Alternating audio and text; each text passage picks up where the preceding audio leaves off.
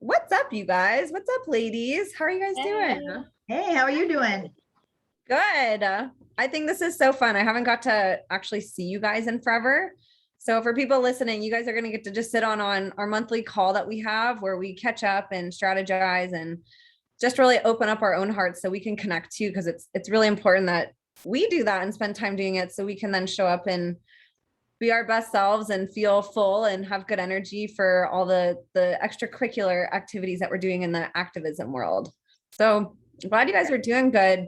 For people that don't know, and I want to talk about this, Bridget's family had some really unfortunate events with COVID, and I wanted to wait for everybody else to listen to get an update and for her to also talk about the experience, because I think it's going to open up a lot of eyes what she went through and the proactivity that her and her family did to help her mother and father who are in the hospital. So Bridget, can you give us an update on your family, and then let's talk about some of the really cool protocols that you were able to research and help them with. Yeah, definitely.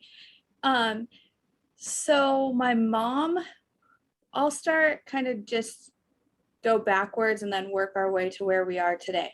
So my mom was in the hospital for about a week, and they had been to Vegas and gone for a family wedding. And of course, they were on a party bus, and majority of the family, I would say about 50, maybe 60% of the family, my mom's side, is vaccinated. My parents are not vaccinated. My family, my brothers and sisters, none of us are vaccinated. So they had been on a party bus and having a good time and drinking, dancing, doing what family does, and enjoying each other's company. Well, then they get back, and when they get back from Vegas, I was already recovering from a sinus infection and wisdom teeth being pulled out. So I get back, and that was a fun week. That was a fun week in general. right. And I was supposed to go to Vegas, and I canceled last minute. So I stayed here and did all of that, did what I had to do for my mouth. And so I was kind of quarantined in my room just because I was already on meds and all of that. And so my parents came back, and they were just winded. Like, they were in bed. My dad's not ever really in bed. Like, they're always go, go, go. So they both weren't feeling good, and they were feeling under the weather. And I was like, well, let's just call a mobile doctor. Like, we'll have somebody come give you IVs. Like, if you think you have COVID, then like they're not going to really do anything for you other than, hey, you have COVID. Like, just treat it right now as if you have it. And so they were taking some over-the-counter medicine at home, and then it got worse. So I would say within 48 hours, all of a sudden I woke up to a text the next morning saying, hey, Ruth, we're going to the hospital. We're going to the emergency room. So it was like 4 a.m, and I woke up freaking out and like ran to the window and was like, oh my God, they're not back yet. So I called my mom. I'm like, Mom, where are you? She's like, we're being admitted. And I was like, what? She's like, yeah, we're being admitted because you can't get tested for COVID at the hospital unless you're admitted. So they won't even like test you. And so they admitted them because they had a fever. And then my mom was saying how they had been exposed, because at this point they were then told so-and-so wasn't feeling good, that they had tested positive. And then a couple of friends that they were with a couple of days prior to leaving to Vegas had tested positive as well. So now they're freaking out, and they are at the hospital. So they get admitted, and then it took them a day to get checked into a room. So then within 48 hours, like, we of course are freaking out doing updates, and because of COVID protocols, no family is allowed to go in. So I could only take clothes up and leave it at the emergency room. So then they took them, I had to take a charger and clothes. So I left that there. They took it into them. And then at the 48-hour mark, of course, we're getting updates from my mom, and we're like, well, what's going on? Have they given you anything? Like, and so she's like, no, we're on a steroid and just vitamin C, the D3, of course, they were on IV zinc. So that's all they had been given. So I said, okay, they are like, no, we're waiting for approval to get the remdesivir. So they were waiting for approval. Well, at this point, my dad was on 5% oxygen and my mom was not on oxygen yet. And so then, oh no, my mom was, but she was just at the cutoff. So they were waiting for approval. And in order to get that medicine and that COVID treatment, you have to have, there's criteria you have to meet in order to get it. So by the time they got the approval, now at 72 hours, my dad goes to ICU. My dad goes from being on 5% oxygen to now on 70 liters of oxygen. And so timing is crucial of when you get the antibodies and the treatments in your system. So my mom no longer qualified because now she was on too much or on too low of an oxygen. So she was under the 4, and I think you had to be at 8 or 10. And so my mom was on too low now, so she didn't meet the criteria. My dad is now on too high of oxygen, so they didn't get it. They got denied. So when I found out that my dad was in ICU, I called my mom and I'm like, Mom, what's going on with Dad? Do you have an update? She's like, no, I'm waiting for the doctor. So I asked her to add me and my older sister to the call list so we can call and get information. Because she didn't also want to freak us out. And so she gives them approval, and then I call up to the ICU and I blow up the nurses and I'm like, what is going on? Like, don't sugarcoat it. Like, what is going on? And so then they say that they're still waiting for approval. And I'm like, what do you mean you're waiting for approval? Like, my mom's been told that for the last 48 hours. And so then they're like, well, he's like, well, I just took over.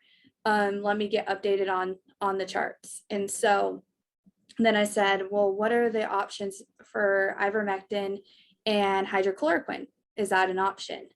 Or what else can we give my dad? Because they were waiting for him to get lower so then they could then give him remdesivir. And I said, well, we're not waiting that time frame. Like, that could take forever to go from 70 back down to their minimum requirement.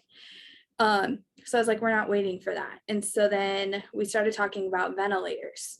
And my dad was having trouble with the oxygen and anything below the 70s, and they start looking at the ventilator and the incubation. And I was like, whoa, we're not doing incubation or ventilator.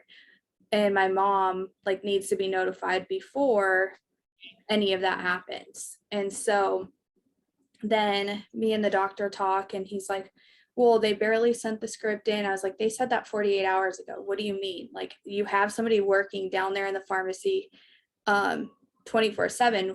Like, this is crucial. So then he's I want to pause you for a second. I think that's really valuable for people to hear that. It's okay to question the methods and the timeframes that doctors give. Sometimes that can make or break a situation or a person, or be the defining factor between life and death even. Yeah. Having context on why is it going to take so long? Why this? Why that? Can we do this instead? And asking questions. And I think it's awesome that you did that. I just wanted to point that out.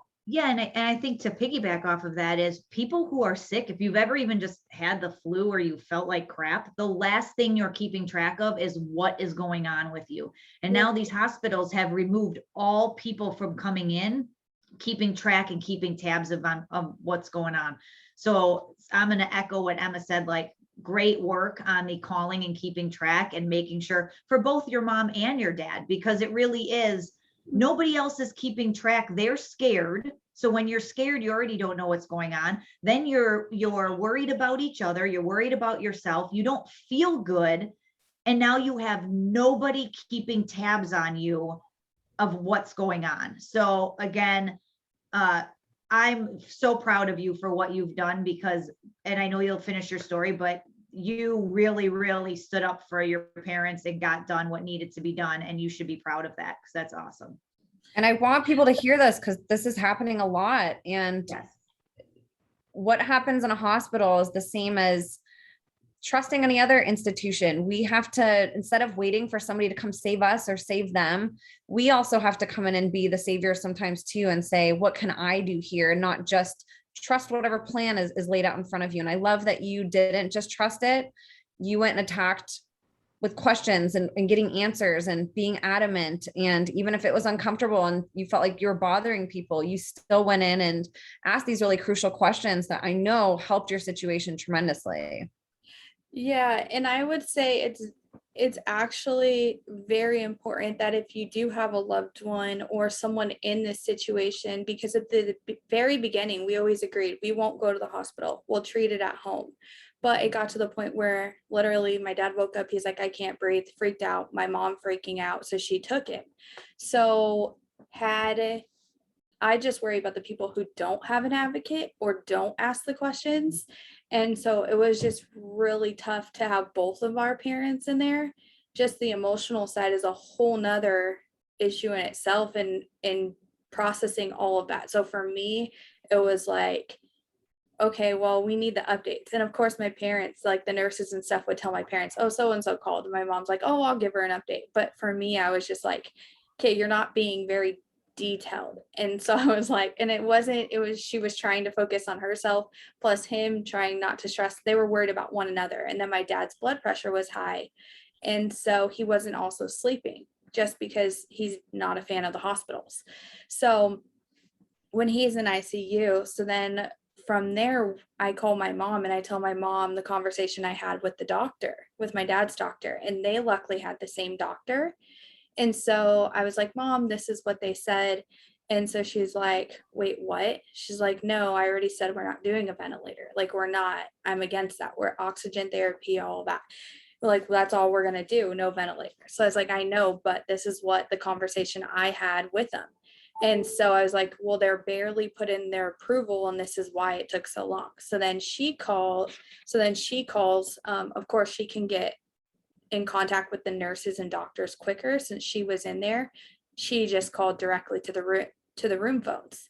So she calls over there and she has a conversation. And so then I believe the doctor came up to her room, and she had the conversation like, what's the update with my husband?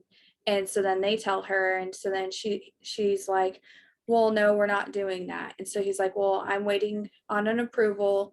And when I had asked about the other COVID treatments, it was told, well, they're not FDA approved, and there's no like data behind it showing that it works. And I was like, okay, whatever, like it does.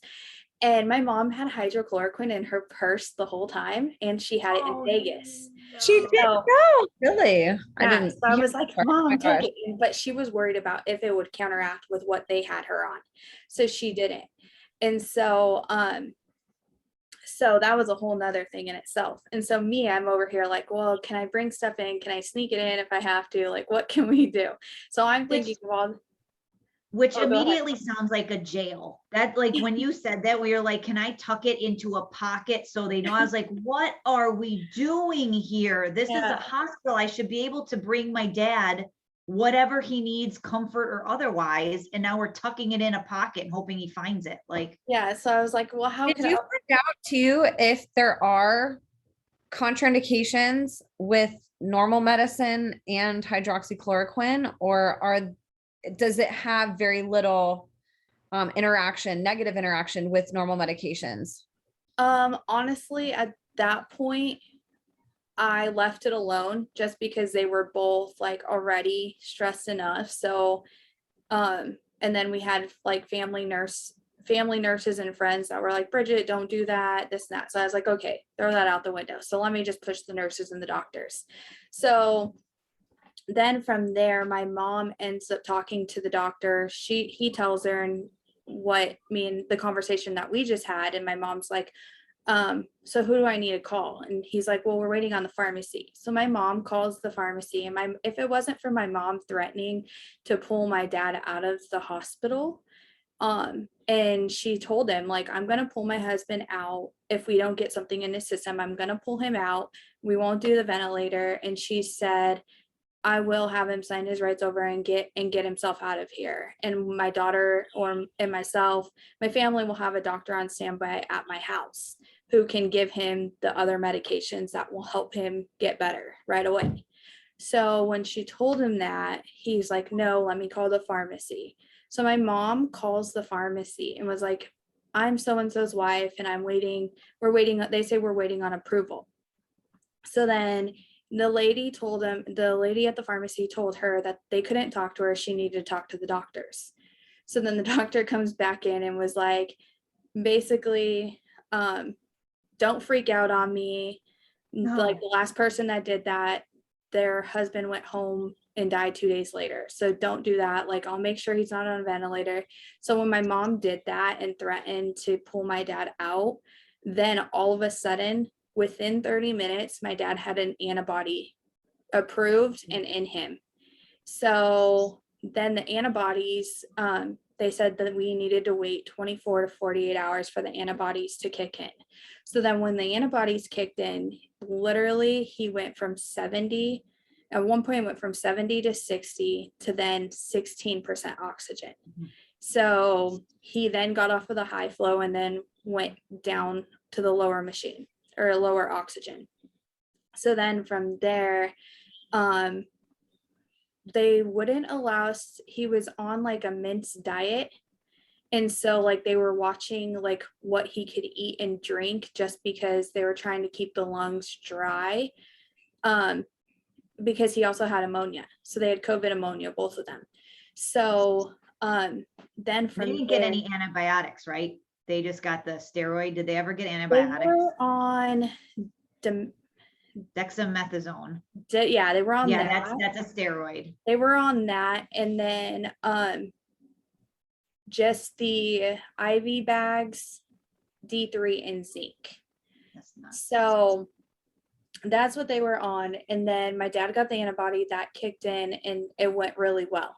So then from there, he kept lowering and then got him down to, I think we were allowed to start bringing stuff in when he was at maybe 8%, 9%.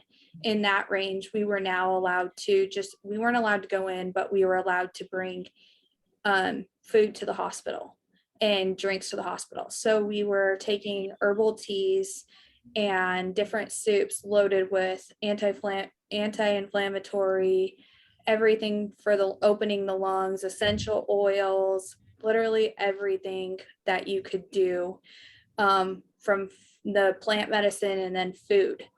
So I had talked with the herbalist, and then I'm really big on holistic healing. So I started going deeper in once they started telling me their symptoms and what was going on. Then I was like on Google and talking to herbalists and how do you the quickest way of healing the lungs and the mucus off the lungs. And so we were trying a little bit of everything. So once my dad's antibodies kicked in, my mom actually prolonged her stay in the hospital for 3 extra days because she wanted to advocate for my dad until he was out of that crucial stage.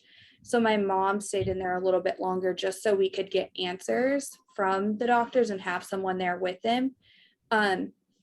But luckily for us, had we not advocated or not known somebody at that hospital, my mom not made calls to her doctor friends, and she has RNs that work at that hospital and people who are connected to people at that hospital. So had my parents not been very involved in the community and my family knows so many people, it would have been completely different.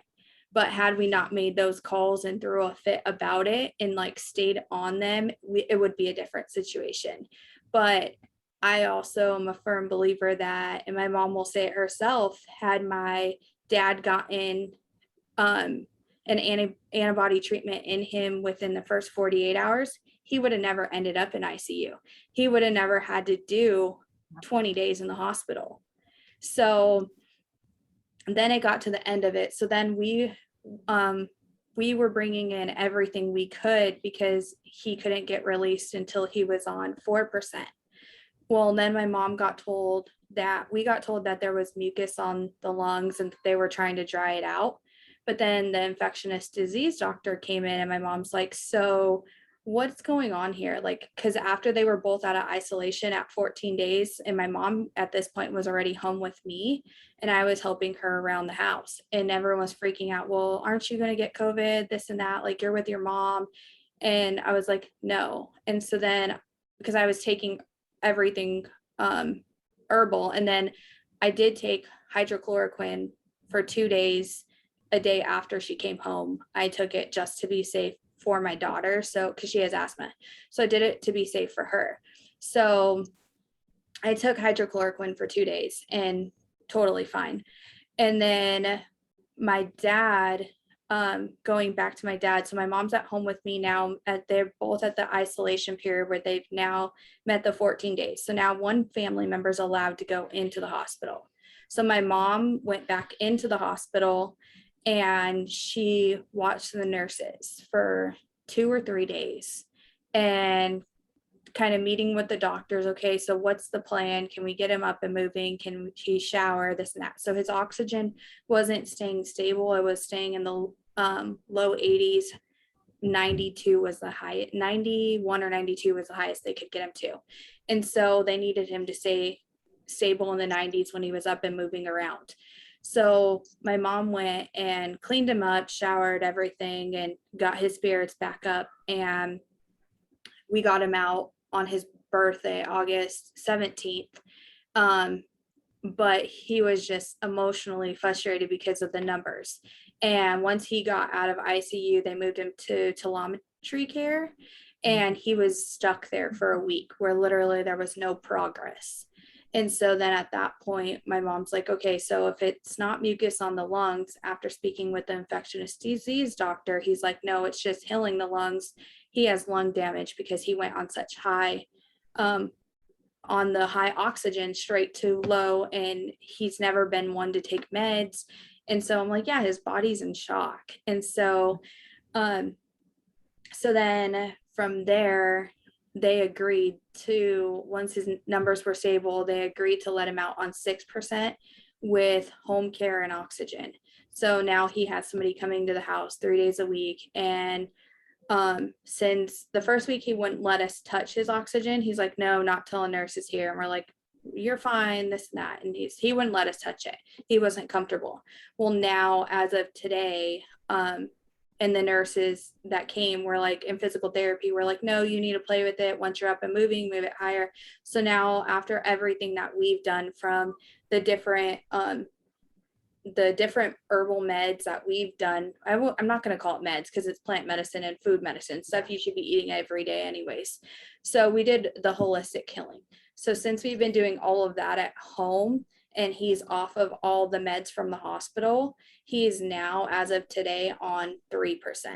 And just this week, literally within the last 3 days, we've moved him down lower and lower. So today he even went to 2.5 to try it, and then he'll take it off, go walk outside. And so we're building the endurance. So luckily for me, like, my boss is letting me work from home, but we've been doing a lot of natural stuff to get the swelling in his feet down, because they were purposely dehydrating him to try to dry out the lungs. And then they were putting the diuretic shots in his stomach. And so basically they were counteracting and not really helping him or doing anything, but his body was still retaining the fluids. So we finally got all the swelling and all the fluids down and out. So yeah, as of today, he's on 2.5%. Actually, hearing that is actually really frustrating, and I understand what they're doing, but your body will retain water if it thinks that it's going to be dehydrated. So that's what's going to happen. And the number one thing that they tell you if you have crap in your lungs is to drink an exorbitant amount of water, because your body will cough it up. That's the entire purpose of it, is that when you have a bad cough, drink a ton of water so that it comes all up. So hearing that the hospital is like, hey, we're going to dehydrate you, you're like, what? Well, and that was the most frustrating part, because at one point they told us, when we were bringing in like ginger and turmeric shots and smoothies and broth, like literally soups full of like broth, oregano, like every green that you could think of was filled in these soups. And so when they told us we had to cut back on the fluids, we're like, that stuff's not bad for you. It's better than eating the pasta that you're giving him in there. So that part was frustrating. But then when my mom talked to the doctors and she's like, well, what are you guys going to do to help that? Because what we're doing is not making this worse. It's helping. Right. And it's working. And so they told her, oh, I didn't realize that's what you guys were bringing. No, keep doing everything that you're doing. Right. And we're going to stop giving him the diuretic, because we're bringing him diuretic teas, the dandelion, and a mangosteen tea is another one that we were using to help heal the lungs. So when we told them what we were bringing, then they're like, oh no, that stuff is totally fine. So then we got approval to keep doing what we were doing. And then finally they let him go. I think like a day and a half, almost 2 days later, he got to go home. But yeah, it was frustrating for sure. Can you talk about what you found out as far as plant medicine and some of the remedies and protocols that you found? And again, we're not doctors. We're not saying this is going to work for everybody, but it's really great to have some of these tools in your toolbox, even if it's you. And I think that this could be applicable if you have a cold or if you have a regular flu. I mean, where did that go? Met anybody recently in the past year who's even had that? But if you nobody has a cold either. If you happen to get that regular pesky thing called a cold, get that regular pesky cold, I think these protocols would work. But what were some of the things that you found out that you gave to him and or bought for him or mixed up for him? So again, we're not doctors. I'm not saying this is going to work for you, but really big on natural healing the body and staying away from big pharma. So some stuff that we'd use was upping your vitamin D, vitamin C, zinc, magnesium, and a lot of melatonin to let the body rest, and getting your sleep. As well as in the hospital, if you do have these symptoms or you do have the mucus in the lungs, they make you do a lot of proning on your stomach. So literally you do tummy time like a baby, and that helps open the pathways to your lungs. A couple other things that we use religiously is the elderberry. We use a lot of turmeric and ginger, and then herbal teas, a mixture. I did all sorts of blends, from the lemon, the honey, adding honey to every tea that we had, as well as lemon. It's a good source of vitamin C. And then the chamomile tea. There's so many different benefits that people don't realize we have in our food and at our fingertips, and it actually does more healing than the over-the-counter medicine. The peppermint tea, or even peppermint essential oils. So we did a lot of eucalyptus on his feet. So on your foot, like between next to your big toe, you have it would be next to your big toe, you would have those 3 toes in the center of your foot.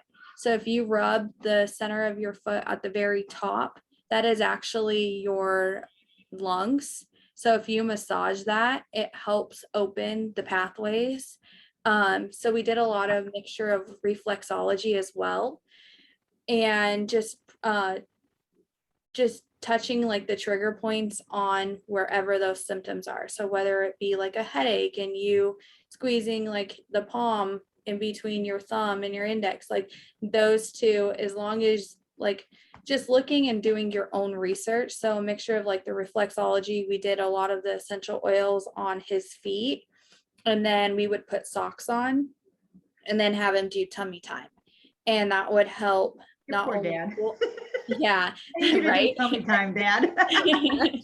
He never slept so much in his life. He used that word, tummy time, and getting told he had to go to nap time. But like we would put the essential oils on his feet, my mom would rub it on his feet and then put the socks on, and then he would go to tummy time. And that's helping pull the toxins out, but then also open you up as well.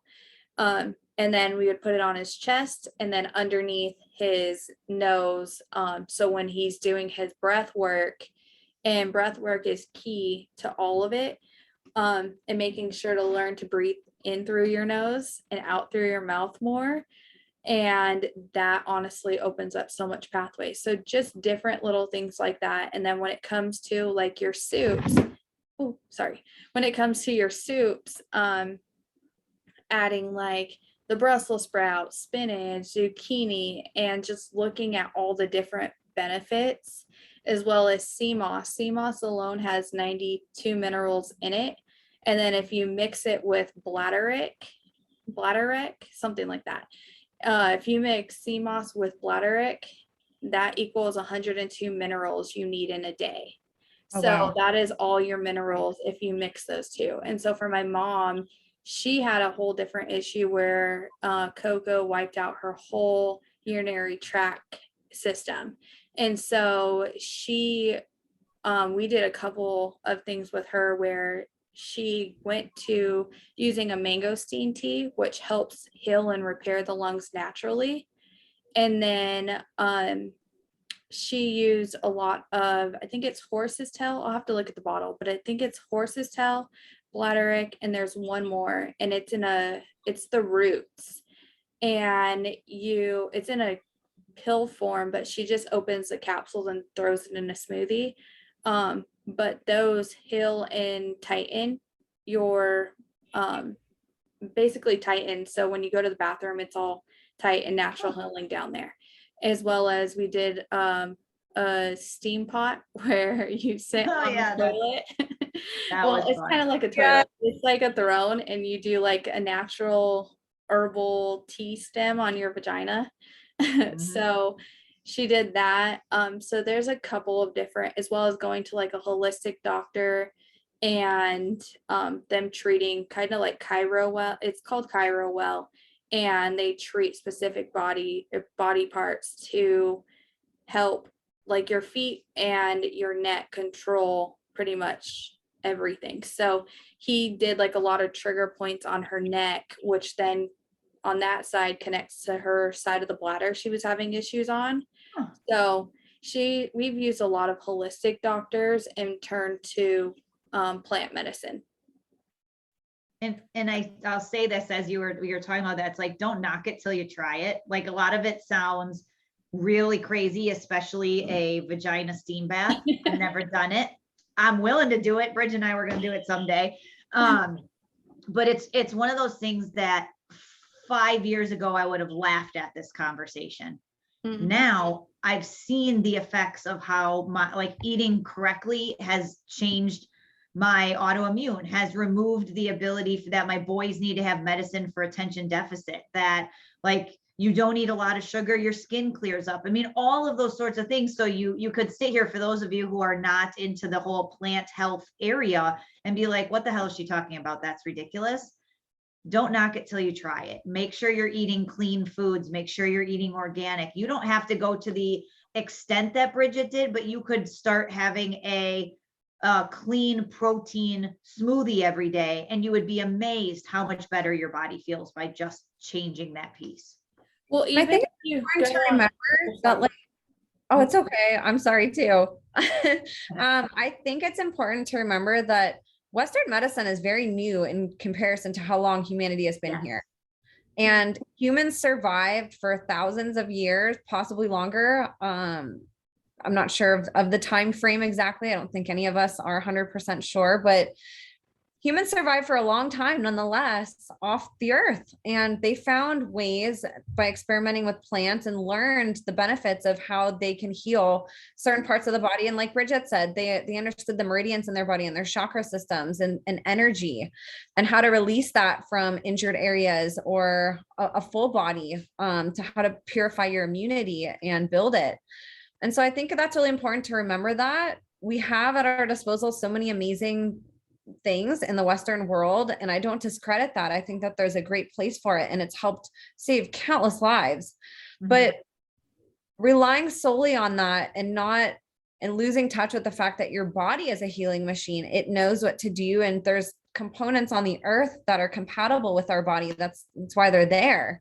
There's always a remedy that exists outside of the Western world too, that was intended for your body. And there's things right on our body, meridians and pressure points and things that most of us don't even know. Our doctors don't even know for the most part. They don't study that. So just having that knowledge, even if you do go the Western route, now you have other options that you can add into it. So if Western medicine works well, imagine what adding really herbal, potent herbs and really powerful elixirs or smoothies, vegetables, whatever it is, plants. There's so many different ways that we can maybe take less medicine or not have to take this one pill or solve this problem, create immunity in our body quicker than we would have before. So I think that that's really important to remember too, just how powerful our bodies actually are, and that it doesn't always require a lot to make even a small change with plants. Yeah. And even another thing too that we used was ashwagandha. And that also helps with like the brain fog as well as so many other benefits. But the ashwagandha is huge. And then I don't know if I say it right, but changa mushroom, however you say that, the blends of the different mushrooms, that helps as an anti-inflammatory as well as helping repair the lungs as well. So we've used a lot of that. And then it also protects you from COVID shedding. So I am like always one to, if someone's sick, I've been the one since all of this taking everyone medicine balls from Starbucks. I know how to make my own now, but Starbucks medicine ball is like a quick remedy for throat. And just the tea blends and what they put in that. But just really, even if you go on Pinterest or Google and like do natural remedy for headache or sore throat, like you'll get so many different blends that you'll be shocked. Or even eating almonds versus taking an aspirin or an ibuprofen. Like if you eat 12 almonds, that's as equivalent as to your one pill, and that will relieve the headache. So whenever you are experiencing something, it's usually you need to listen to your body, and it's telling you, and it's a sign of you're deficient on a nutrient that your body is needing. And also watching what you're eating and limiting the fast food that you're taking in. I know it's convenient, but like there's so much toxins and mucus like that causes the mucus buildup in our food nowadays that you really have to look at all of that. Isn't that is it Sebi, something that SEBI doc, that's what he says is that, is that mucus is the cause of all disease. Yes. And something else playing off what you said and going along with this whole conversation is really purifying just our body and our soul, and like being in this almost alkaline state. You know, there's acidity works in a lot of ways, but we're usually so toxic from stress, from drinking too much coffee, from having, you know, these foods that are loaded with acids. And we don't realize that maybe we don't understand the effects of that because it doesn't impair us in any way from living our lives, but how detrimental that can be when something bad does happen that throws our immunity off, or if we catch a virus or get injured, that can put us so far behind if we're not careful on how we're treating our body, even whenever we are feeling good. And that's really when we should be implementing all these protocols, is when we feel great. That way, when something does happen, because it will, we're not going to go our whole lives unless you're immortal somehow from getting ill. We're all going to experience some type of illness or disease or dysfunction. And it's really good to have this armor at your disposal and to be putting that in your body. And the good thing about herbs, the good thing about natural remedies and green vegetables and teas, they don't have any negative side effects if you take them every single day and if you implement them into your life versus relying on a pill every single day. So if you need pills every day, that's one thing, but a lot of us are taking pills for little muscle sores, or we're just taking them anyways on days that we don't need them. And if we can supplement that somehow and incorporate something natural that doesn't give us those chronic side effects that taking something consistently every single day does, that's a really empowering thing for your body also, to not have to rely on something that might solve one problem, but that gives you 3 more long-term problems.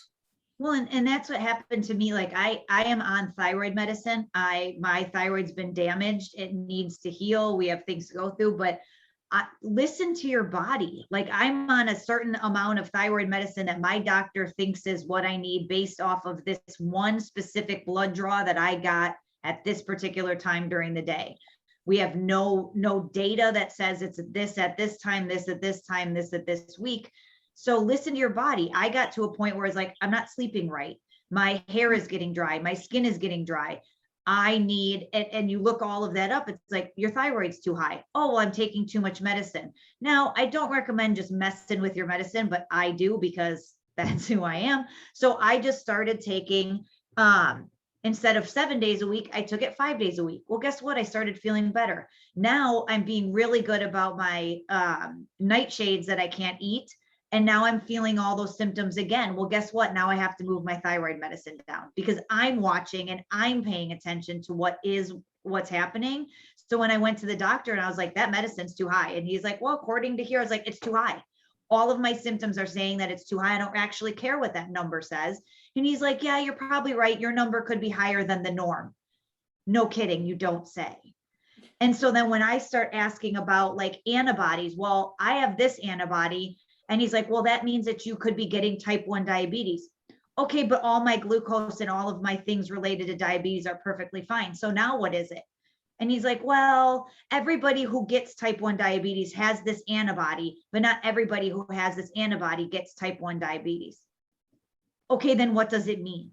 Mm-hmm. And that's the medical profession we're dealing with. And that endocrinologist is a very, very smart man. So I don't want to discredit his knowledge on the endocrine system.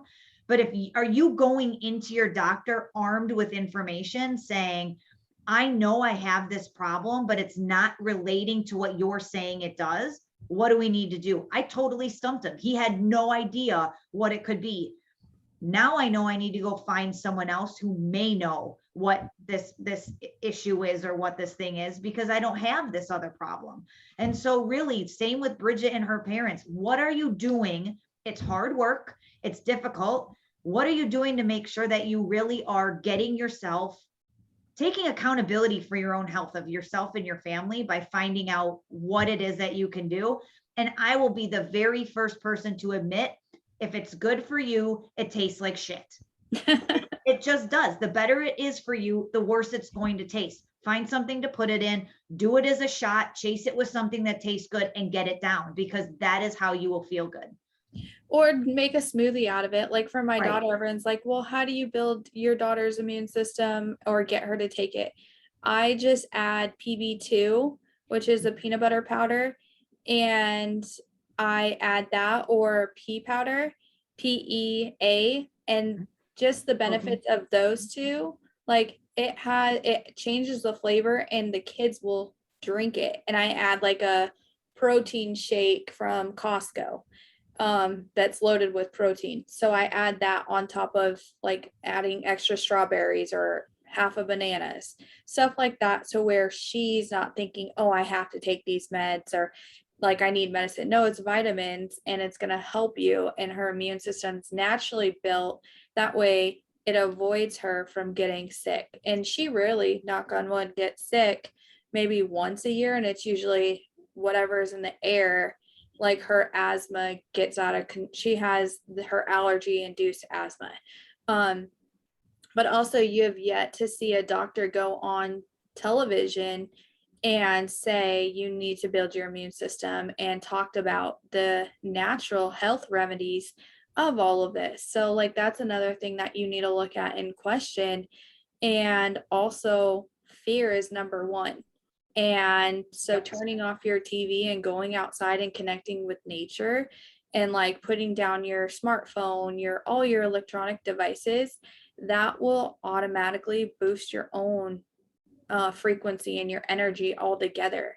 And then Becky, for your thyroid too, look at sea moss gel, because it's rich in iodine. And it looks, yes. And it's funny because I joke with Emma and Bridget that because Emma takes Shilajit, I think that's what it's called, and it looks like asphalt.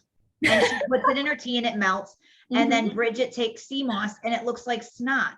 And again, I know I need to do these things. I'm waiting for them to take it because I was like, all right, you guys, actually, I'd probably give it to my husband first, let him try it because he's kind of the guinea pig of eating things that if they taste okay, then he'll tell me.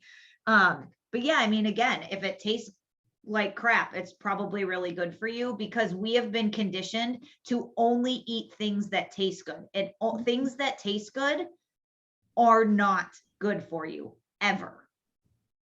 And don't be afraid to question it either. Like, look, if honestly, we're not saying that you need to go home and start all these things, but I would just do your own research and really look at the benefits of them. Like, look at the benefits of sea moss, elderberry, the changa mushroom, shilajit, however you say that. But really look at all the benefits, because there's certain little things that you can add to your daily regimens and you will start to feel so much better. And again, we're no doctor, but I'm also either is WebMD. You're not stuck with all of these side effects from it. So you can take something without risking your health, which is nice. And if anything, even if it's something you don't continue, you still receive benefits from just trying it. And that's really magical. It's not always like that with Western medicine. You can put something in your body and have a side effect for the rest of your life, potentially just for trying it, where there's no really risk. There's only a reward with trying plants. And of course, make sure, like how Bridget was saying earlier, check if you're on a bunch of medicines, maybe just run it by your doctor, but also find those second opinions, find herbalists who maybe get these questions all the time, and find people on the other end too, who have patients that come to them and say, hey, I'm on all these medicines. I want you to help me with the plant side, because they've probably done a lot of research just like your doctor has. Yeah. Well, and another thing too, like when my dad came home, he wanted everyone to get tested because of course, like a lot of the nurses were pushing the vaccine in there. And so he wanted us all to get tested to make sure before he came home that nobody had it, because swore that if we were sick or something and we weren't vaccinated, we were going to get him sick and make it worse. So whatever, we all got tested. So long story short, of course, we were all negative, but all of us have antibodies. And to my knowledge, I don't believe I've ever had COVID or been like shown symptoms, but I have or was mixed with your sinus infection and tooth infection, but who so who knows? But I have high amount of antibodies. And then I've always been the one, I've been exposed to so many times, because for me, everyone's like, well, what do you mean you're going to bring me stuff? I have COVID. I'm like, okay, I'm not scared to get it. So for me, it's like, if I get it, I get it. I'll deal with it later. But a fear is number one for sure. Well, I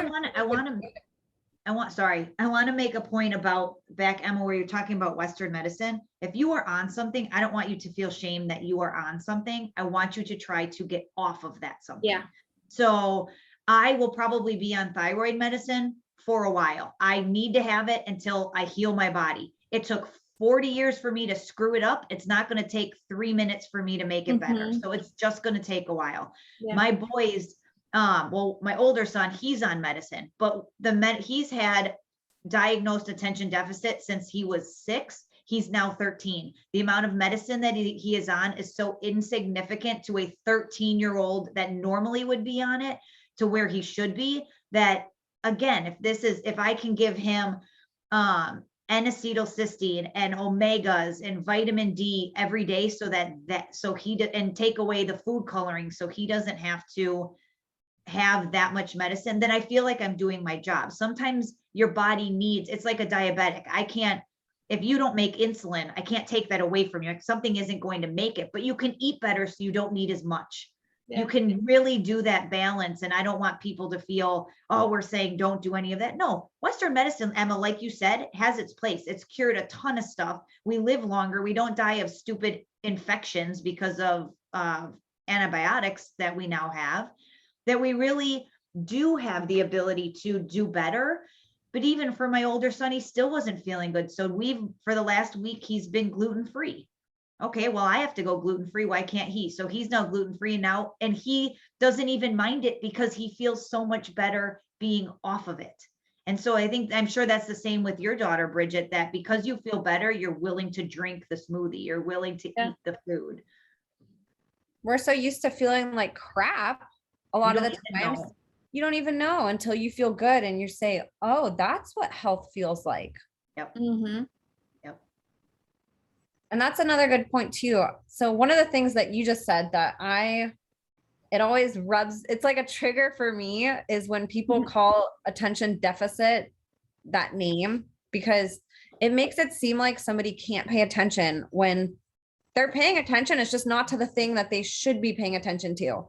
They're not lacking the ability to pay attention, right? And that's something that I think is really empowering to realize is our use of language with how we are talking about things. One of the things I wonder from listening to the 24/7 fear marketing campaign that's going on is how many people are actually getting sick because they're hearing the symptoms over and over and over again. And for people new to this, so your words can have a great impact on what your reality is. Everything that we see outside of us is created from what we see inside. It's literally a manifestation of our imagination. And every single person, all the 8 whatever billion people on this planet, all experience a different reality every single day. We all react to things completely different. And that's because we're manifesting what we see outside. It's dependent on how we see things inside. Yep. And so if we're constantly in fear about these symptoms that we're hearing and it's programming us, our unconscious mind is hearing this information, whether or not you're paying attention to it. It might be on in the car while you're having a conversation with your husband or your friend, but it's in the background, these symptoms. Maybe you're having a party at your house and a commercial comes on for COVID and they're going over the symptoms that you could have. Maybe you're talking to people. It's around us all the time. And that is an unconscious patterning to where if your unconscious mind hears something and takes it on as a belief without you consciously knowing it, it can actually manifest in your body the way that you hear it. So it's just like how you said, Becky, like you're not scared of it. And you said the same thing, Bridget, you're both not scared of getting this. And so you're living very healthy. You're going places and you're not wearing a mask and you're being around all kinds of germs and you're not taking extreme measures any different than you did before the pandemic happened. And so I think a lot of that comes from our own belief system too, of understanding that you're the creator and manifestor of what happens in your body. When I was working with this client this one time, and this is just a perspective to give people an idea of how powerful this is. Your brain can manifest symptoms in your body based off what you think. So there was a woman that I worked with that had trigger finger in her pointer finger. And the first day that I sat down with her and was addressing her medical history and just talking to her about some things going on in her life and her stress levels, she looked at me with that same finger. She said, I always feel like I'm taking on more than I can handle. Now, handle has the word hand in it. And she pointed with that same hand and that same finger. So imagine you're telling your body that all the time. Your unconscious mind is very literal. It doesn't have the metaphorical conceptualization that your conscious mind does, where you can understand sarcasm or you can understand a joke. Your unconscious mind takes what you say in your mind and it manifests it literally in your body. So if you're telling yourself something like, I don't think I can handle what's going on, you won't. Your unconscious mind can say, oh, your hand isn't working. All right, well, let's just not make it work. Or you're biting off more than you can chew. Let's develop a cavity right now. And we don't realize that we can be the manifestors of our own health in that way too. So if you have this fear that's going on in your mind, as much as this marketing campaign, this 24-hour fear campaign in your mind, that can manifest itself directly into your body to where you can experience symptoms possibly even worse than if you didn't have that fear campaign and you caught the virus or you caught anything. And that's the thing too, that I want people to really think about and digest is what is your perception? Are you living in fear? Because that vibration, not only does it take you into a lower vibrational health state, but it also takes your unconscious mind into a really unhealthy space as well, to where it's constantly it's eating this information that you're feeding it, and it's feeding it and delivering those nutrients. Every single word is a nutrient that goes into your body, no different than something you eat. And so what are you telling yourself? Are you telling yourself, I'm so scared that I'm going to get this, and oh my gosh, I'm going to have these horrible side effects. I need to be so careful. And oh my gosh, if you're constantly in that fight or flight fear state, I promise you're going to have a very bad time if you do get sick.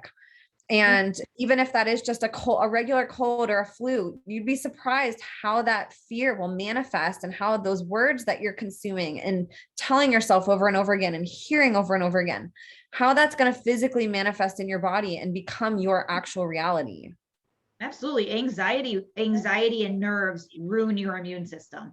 And so I had one of my employees during the whole lockdown, he ended up with shingles twice. Well, another one of my employees ended up with full-blown shingles, not even just in one space, because their body, they were so scared to death of getting COVID that they ended up getting something equally as stupid that they had to do. So again, your body's going to have to deal with something. You could be healthy about it, like you said, and think about it, or you're going to have to deal with something anyway.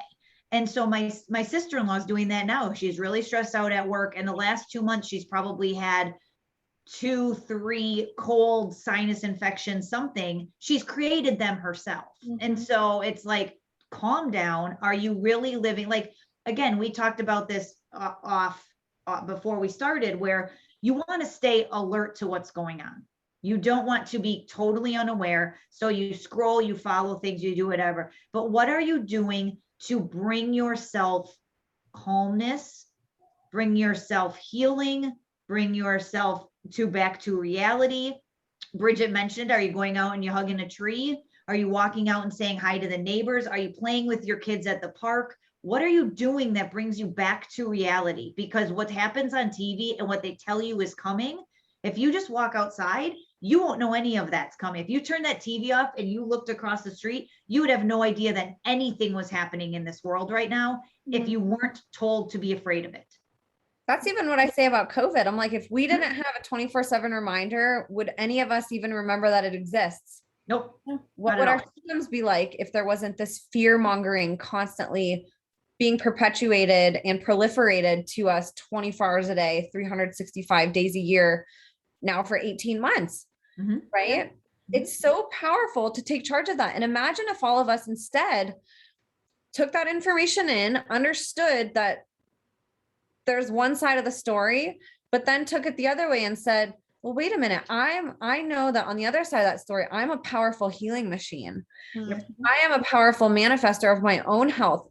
No TV or doctor or scientist can dictate what my symptoms are going to be. I know that if I take charge and I'm healthy, I can get through anything, and I'm not going to have negative symptoms. I'm not going to have these horrible experiences if I do get sick. It's no different than us approaching a cold or a flu that we've had forever. We've never lived in fear of getting a cold before. If we get one, we know that, okay, maybe we'll have to go on antibiotics or stay home a couple of days or whatever it is, whatever the treatment plan is, but we don't stop life because of that. And we don't have this fear 24 hours a day that we're going to get a cold. We understand that that's a possibility and we're going to get through it. And that's really powerful, because they could do the same thing, or they could have, with a normal cold that we've known forever. Mm-hmm. And we still see the same chain of events happen where people are fearing themselves into a disease state, and their body, it completely falls apart, when normally it would just accept it and heal naturally. And you wouldn't have to do anything besides eat some chicken soup and, maybe stay home for a couple of days, and then you're back off to work or to whatever it is that you're doing. We're seeing people now that are spending months and months in hospitals and having these horrible side effects and having to be on all these medications, dying. How much of that is actually true, and how much of that are we manifesting within our bodies? And it's coming true because we're programmed to believe it's going to. Right. Yeah. Like my mom was just saying the other day, she's like, how did I come home not on oxygen? and she has to take with vitamins like 20 pills, where my dad came home on oxygen, no medication, and is just on vitamins. And then my mom gave herself shingles after healing from COVID. She gave herself shingles because she was just so stressed out of the doctor's appointments, and then not being able to go back to work, and now her clients like needing their hair done, and who am I going to get to do their hair, and all of just life in general, because life's still going on while she's healing, and then bills still come in.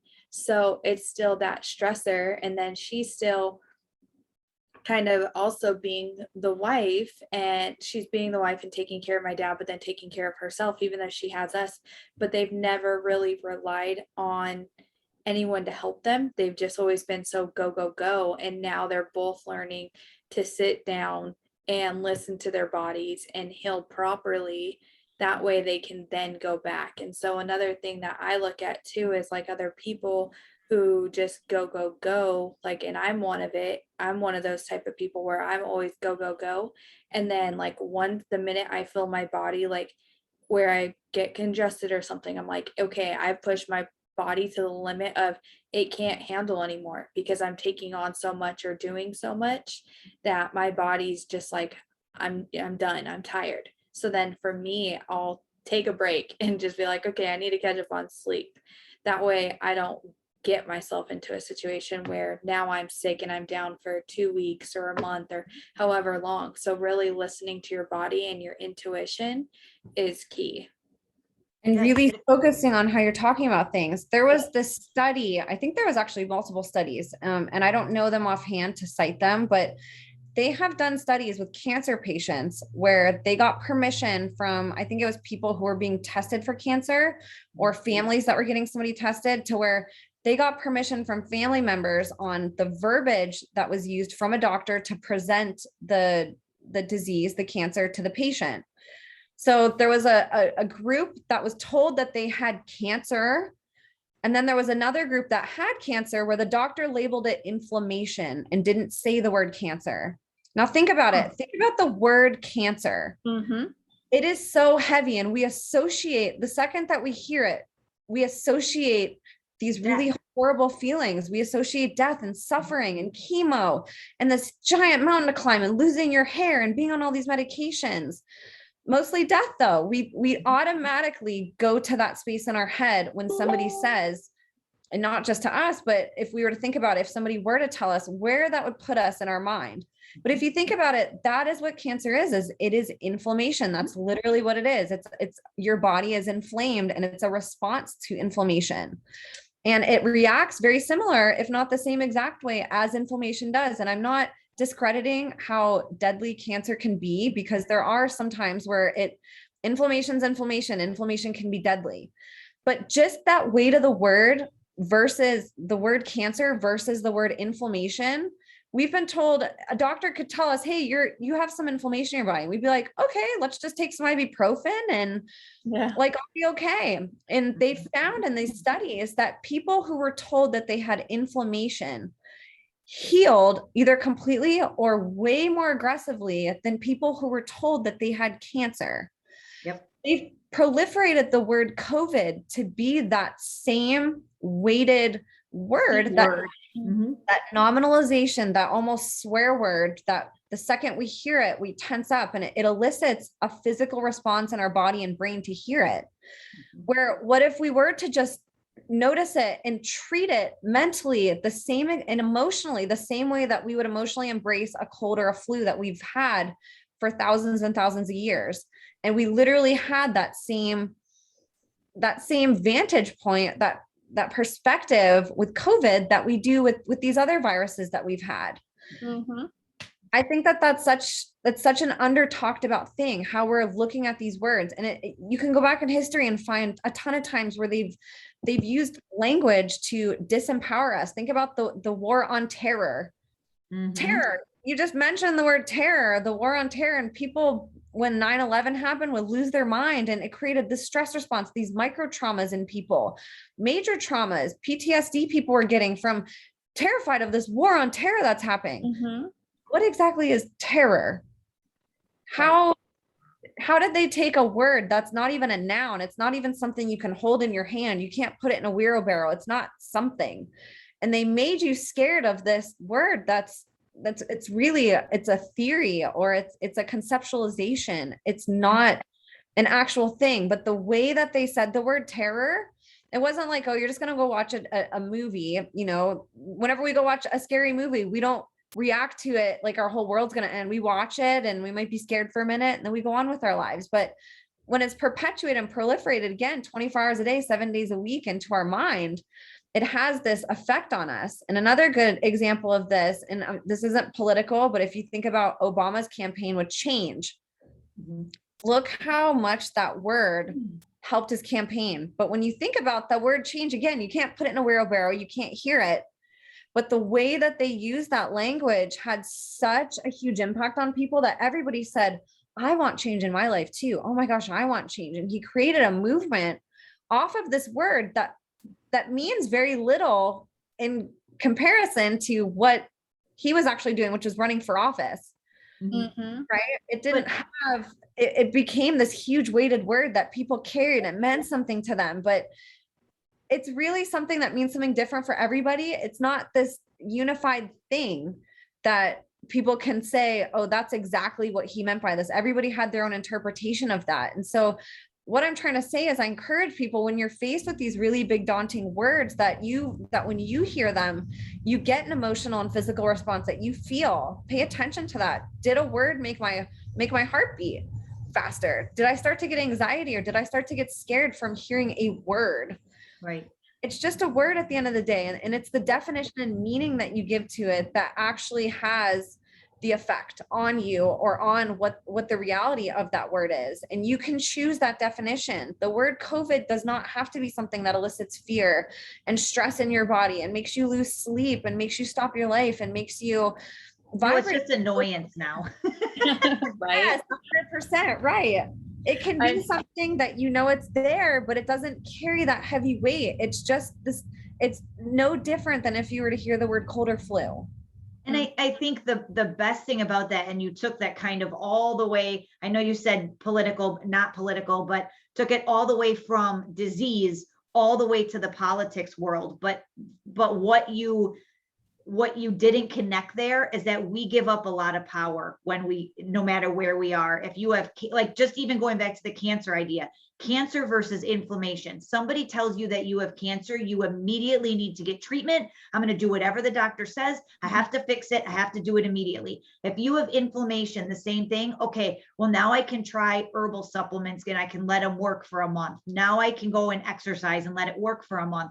Now I can do all these things to heal my body because I only have inflammation. And then we can go see what we need to do, versus going through and doing all of these treatments. They've actually found that when you look at radiation and chemo and you break up that inflammation that the body has, you will now give inflammation to other places to the body. That is why cancer metastasizes. Your body is actually protecting the inflammation. That is what cancer is. Cancer is a protection of the body. And what we need to do is now go in and say, with our nasty tasting green juices and all the things we need to fix our body so it can heal itself. Our body treats cancer every single day. Bad DNA, it gets rid of it. Bad, you have something on your skin, your body gets rid of it. It's when we don't give our body the ability to do that, or what it needs to treat it, that's the problem. But then you look at, like you were saying, terror or change. How many things have changed because we gave this terminology, this power to it? We want to now even look at what we're doing, and I'm going to go down a rabbit hole, and then we're going to come straight back out. But we look at this idea of like chest feeding or gender roles or all these things that we've now assigned an emotion to something that is a book. You can't call a book a cup. It just is. We as society have all learned that a cup is a cup is a cup. Just because you ascribe emotion to that cup, now you can call this cup whatever the hell you want. I don't particularly care. You do you. But when you start saying that we are now drinking out of books, Now you're confusing people. And that's when I have a problem with it, because you can't drink out of a book. A book is paper, has these things, you read it. You can't put liquid in a book. You can't read a cup. We've already have words that we prescribe things to. You can't do that, but that is what our society tries to do. That is what the evil geniuses of the world have tried to do. That's why cancer is the C word, because it scares people. That's why COVID is now a new C word, because it scares people. This is the one thing that I think this last year has absolutely enlightened people, either good or bad. You're going to die. It's not new. You are never going to not die. You are never going to make it out of here. You may have been aiming your whole life to live to be 100. Mm-hmm. Cool. High five. Make your plans. You could choke on chicken tonight at dinner. I hope you don't, but you could. And one of the things we deal with at my work is we help a lot of Lou Gehrig's disease patients. And one of the things that happens, that's the biggest thing for them, is they have to give up all of their life's plans, because they already had that 100-year plan, but now they only have 3 years. And that 3 years is a deteriorating 3 years. So now what are you going to do? So again, are you living for today? Are you living for this week? Do I want to die? No, not particularly. I hope it doesn't hurt when I do. Do I want to leave my family behind? No. Do I want my family to die? No. But there's this really funny thing. It's not up to me. Yeah. And that's the thing that everyone really has to wrap their head around, is nobody wants to die and nobody wants people to die. That's the circle of life. And we don't know when that is. But when I leave this earth, are people going to be able to say, damn, look what Becky did. Look at the impact she had on people. Look at the things that have been done, because that's what I want to make sure happens. And this totally went off topic of health, so I apologize. But I had a conversation with my husband the other day, and it was kind of an epiphany for me with the whole death thing, because I fully believe you are here to do whatever that one thing is that you do. I don't know what it is. Nobody knows what it is. Yeah. It could literally be as simple as smiling at someone who is thinking about killing themselves today, and that person helps someone who changes the world. Mm-hmm. But when you're done and you're done smiling at that person, your job here on this earth is done. You did what your goal in the, that's how the whole Bible has been written, is you have descendants that come across. You may not have been part of the Bible, but you were part of the story. And so for me, that was super calming. Like, I don't know, but when I know that I'm done, and I know that if God forbid my kids go before me, they did in this world what they were put here on this earth to do, it will crush my soul. It still means that they've done what they're meant to do and that they're ready to go. And it makes me emotional just to think about it, but it's like, that is so peaceful to me, to know that I've done what I than having that same thought and attaching this devastating fear to it. We always have a choice. And again, we don't want to think about those things. We don't want all these horrible things to happen, but they do. And so how do we ascribe the meaning to that in our own mind, in our own soul, with our own emotions? How are we reacting to that definition that we're ascribing to it? Is it stopping us in our tracks and we just stop? Or is it something empowering that we say, okay, this is going to be horrible if it happens, but I believe in myself, and I'm going to develop a belief system around this event that's going to empower me to keep going, even if it does happen. Yeah. And I know it's going to be hard, but do I want an extreme level of hard where I never function again in my life if it happens? Or do I want it to be really hard to where then I can live afterwards? And I can have some type of a quality of life that I can live with and experience happiness again, and have a good rest of my life, and not have my life stop because of something that happened. Right. Completely agree. And going back real quick off of inflammation, like, your mindset is everything. So we've been trying to get inflammation down in my dad's legs and feet. And of course, elevation is key, but then also getting up and moving around. So one day, I think like 3 days straight, I had asked, can I just do the cabbage wrap? Can I just do a cabbage wrap? No, Bridget. He looked at me like, what the hell? Like, what are we trying today? And so then finally the other day he was like, okay, let's do it. Let's do the cabbage wrap. We do the cabbage wrap. I wrapped him and it worked. And so the cabbage takes down inflammation. It also has so many other benefits as far as like fights cancer, protects against radiation, your brain health. Like there's so many different things to cabbage. And so my mom's like, how did you know that? And I was like, well, when I was pregnant and I wanted to dry out my, I was gonna say they make you put it in your bra. yeah, when I wanted to dry out my breast milk, I had to put the cabbage in my, like literally like Adam and Eve, just put the little leaf on your boob and put it in your bra and you're good and it dries you out. And so my dad's like, I feel like a hockey player because I had both his legs wrapped in cabbage and then I couldn't find like the medical tape. So I got like my hair towel and it has the one where you can like twist up like and then pin like a Velcro. yeah. So I like put that on it's like a little booty one. So I like put it on his feet and then I wrapped it and he's like, and then I had ice underneath. And so it worked and it helped the inflammation go down. And so between that and then like my daughter doing like the little foot pedicure spa at home. And so he looked at us like, well, what are we trying today? And it worked. And so in his mind, it was just like, he's never heard of it or like, it wasn't a doctor telling him, but then it worked. And then he's like, it changed his mindset. So then now he was like excited to try something else and say, okay, well, what are we trying today? What's next? So then we used a TENS unit and the EMS and TENS unit. And so we did both of those and that helped. And so everything we've been trying, it's changed his whole mindset of how he looks at things and really has changed his perspective of everything. So then it then reminded me of a quote yesterday I saw on how mindset is everything. And it's from Coach Dar. On social media, she posted, stay calm and carry on. Your calm mind is the ultimate weapon against your challenges. So take a deep breath, relax, refocus, and reset. So we always have to remember, again, Emma, like you were saying, whatever we're putting into our mind and feeding that, like remember what you're projecting out, and really it controls everything. And think about how different you feel when you're feeling positive, when you're feeling empowered.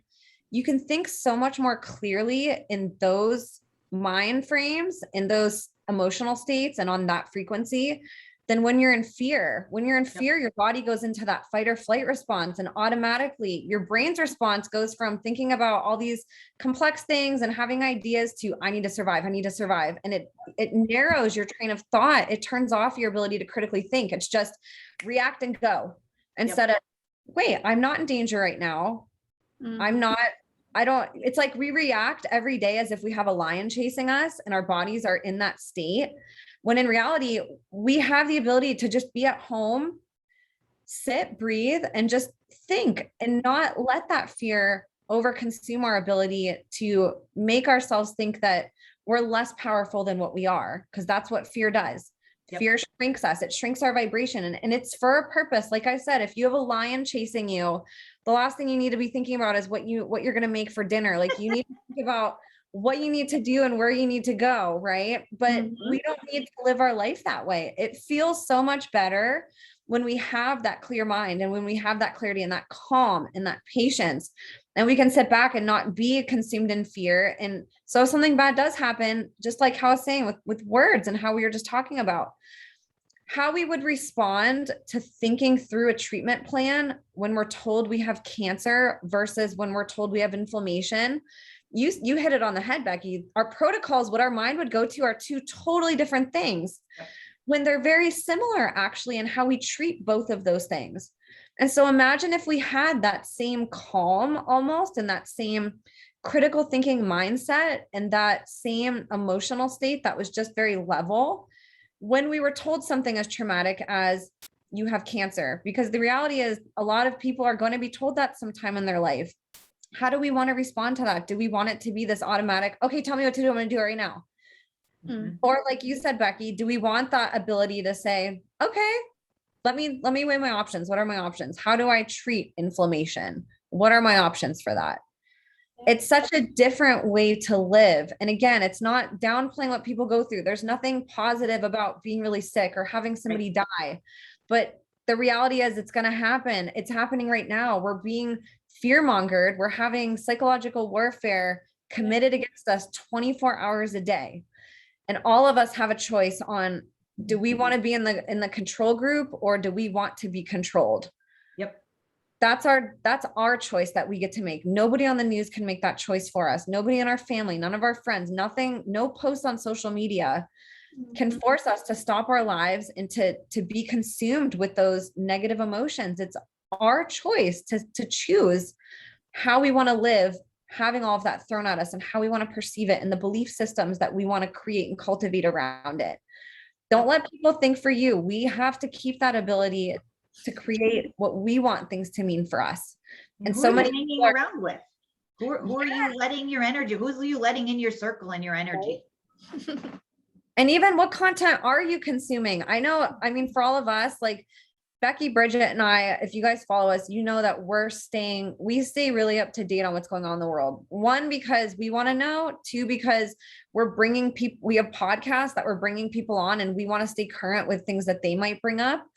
Yep. And also, so we can educate people who aren't doing research. We're kind of taking the fall and saying, we know this is hard work. We know this is emotional, but so we're going to take that heaviness on ourselves. So if people do have questions, don't have the courage to go down those rabbit holes, we can help maybe give them a little place to start, or know where to begin that conversation in a way that's comfortable for them, on their level of where they're at, and with however much they want to know.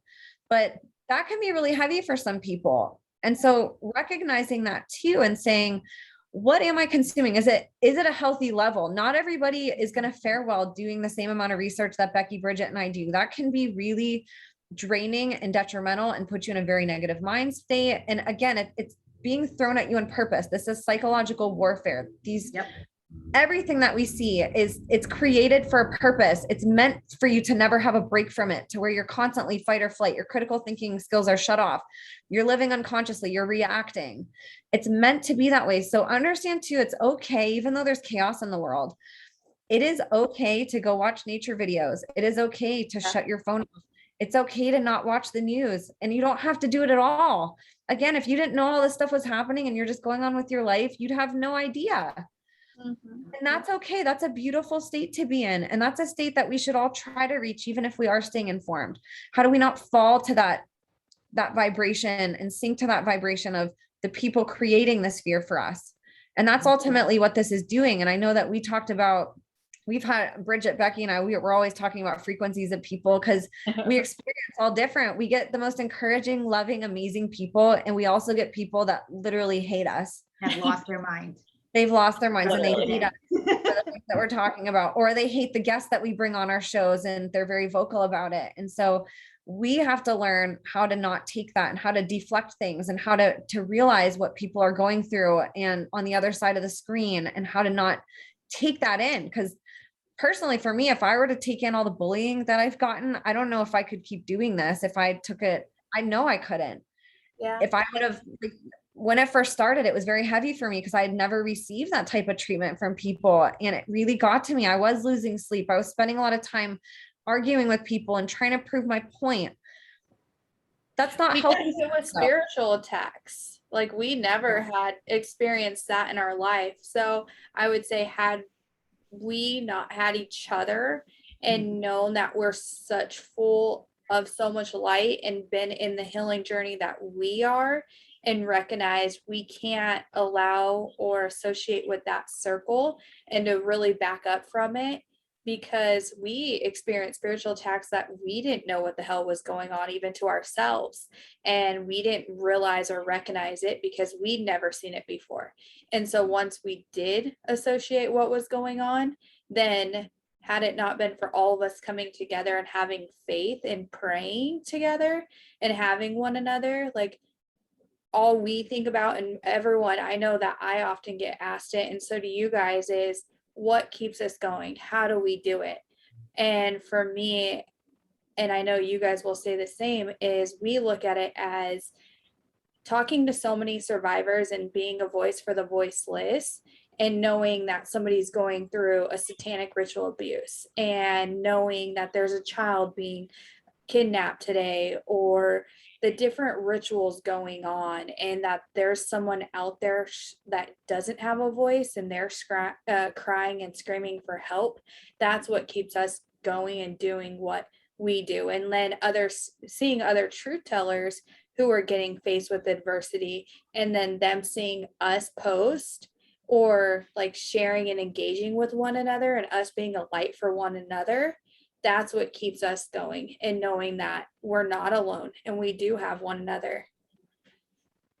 Yeah. And I actually, when we were talking, because again, Bridget, Emma, and I talk all day long through probably 4 different channels all at the same time, because that's what we do. We share stuff all day and then we talk all day. But one of the things that I had brought up about that is just the idea of a candle. And I actually heard something a long time ago. It says, if you're a candle, you will never unbrighten somebody else's candle. So stop acting like, oh, they're already doing this thing, I'm not going to make a voice if I do it too. Our whole theme, and I've said this a lot actually the last couple of weeks, surprisingly, for Standby Survivors, is we're just increasing the size of the circle. If you want to join our circle, we will take one large step out, you step in with our circle, and now everybody is together. That has been our theory from the beginning. Now, if you're here to cause problems, we don't want you in the circle. We keep our energy way high. We keep love and light all the way. But if you're here and you have a group and you want to be part of our group, absolutely. Let's just start raising the vibration of this world. Let's start talking about all of these evil things, not in a love and light way, as in like we pretend they don't exist, but to raise the vibration of everything so that the light happens. So my analogy the other day when we were talking is being the candle. If it's your post or whatever, and if I say, let's pretend you're in a dark room and all you have is your little birthday candle, but everybody around you who's in the darkness, they can see your face. You can't see out, you can't see what's out there, but they can see you. And so now they realize they also have that candle, and they're going to come over and they're going to talk to you, and they're going to light their candle. And now all those people in the darkness, they now can see 2 people. And so that's really how I see our group, is that you just keep putting out your message, and then people who are in the dark will see you. I don't care if it's first of all, we're so shadow banned, nobody sees us anyway, let's be honest. But the idea that all you have to do is stand in your truth. And we're talking about this earlier too, that I've suffered anxiety most of my life. In this last year and a half, I have been the most true to who I am than I've ever been in my life. I don't walk around with anxiety. I don't walk around with wondering if people like me. I don't give 2 shits if you like me, to be terribly honest. If you do, great, come on in. The circle gets bigger. That's awesome. High five. I'll give you a hug. I'm not afraid of COVID. So let's do that. But if you don't, that's cool. Then my stuff just isn't for you. And that's okay, because maybe your thing is your thing and you will go light the world over there. I don't have to be your thing. I don't want to be, but I'm here to bring the light. I'm here to hold my birthday candle. And if you want to light your candle off mine, come on over. I'm here to share. The more light we have, the bigger it is, and the less dark we have. The more people have candles lit in that room, the less dark corners we see. And so that's where we have to do. And that darkness will go run and hide. And that's cool. Go run and hide, but you're not going to be in our room. And so that's kind of how I see our group, is really, yeah, we're going to have haters, and that's cool, because that just means we're doing the right thing. And we're going to have evil spirits and demons and bad things. Technology goes bad. Weird shit happens in our day. Bad stuff happens. The devil only chases the highest God fearing. So I'm absolutely, when I see bad shit like that happen, I think that I'm doing exactly what God asked me to do, because those are the people he's going to come for. So I just keep it always in a positive light and keep it love and light, Yes, that's such a good point. And I think to piggyback off of that, it's really easy, even for people who are everybody thinks that they're on the right side, but regardless, there's your truth, there's my truth, and there's the truth. And so regardless of what all of us think is the truth, there's always the truth. And that's all that matters at the end of the day. And that's more important than my truth or your truth. It's the truth is all that matters. So everybody believes that what they say is true, but people that actually are telling the truth also have been programmed from all of this psychological warfare and just from having so many bullies that a lot of times the responses that I see from very good people fighting for very noble causes, having all truth, everything that they say is just truth. And it's the truth that they're standing up for and being mistreated for. But the responses that they give are the same exact responses that they're receiving. And so it's a good thing to remember that regardless of what you believe, we're never above anybody. And it's never okay to speak down to somebody, even if the person is completely wrong. Hurt people. And there's a lot of hurting people right now. And as hard as it can be, and again, it's our reaction that we're programmed to react quick when we see and experience something that opposes us. This isn't just people that have, been brainwashed and who have kind of fallen off the deep end and lost their mind these last couple of years. These are very sane people are still going through the same proliferation of react really quick to your fear and attack people. And the news even proliferates that. You watch the news now. I remember whenever I was young, the news used to be very civil, very proper. It was almost just news.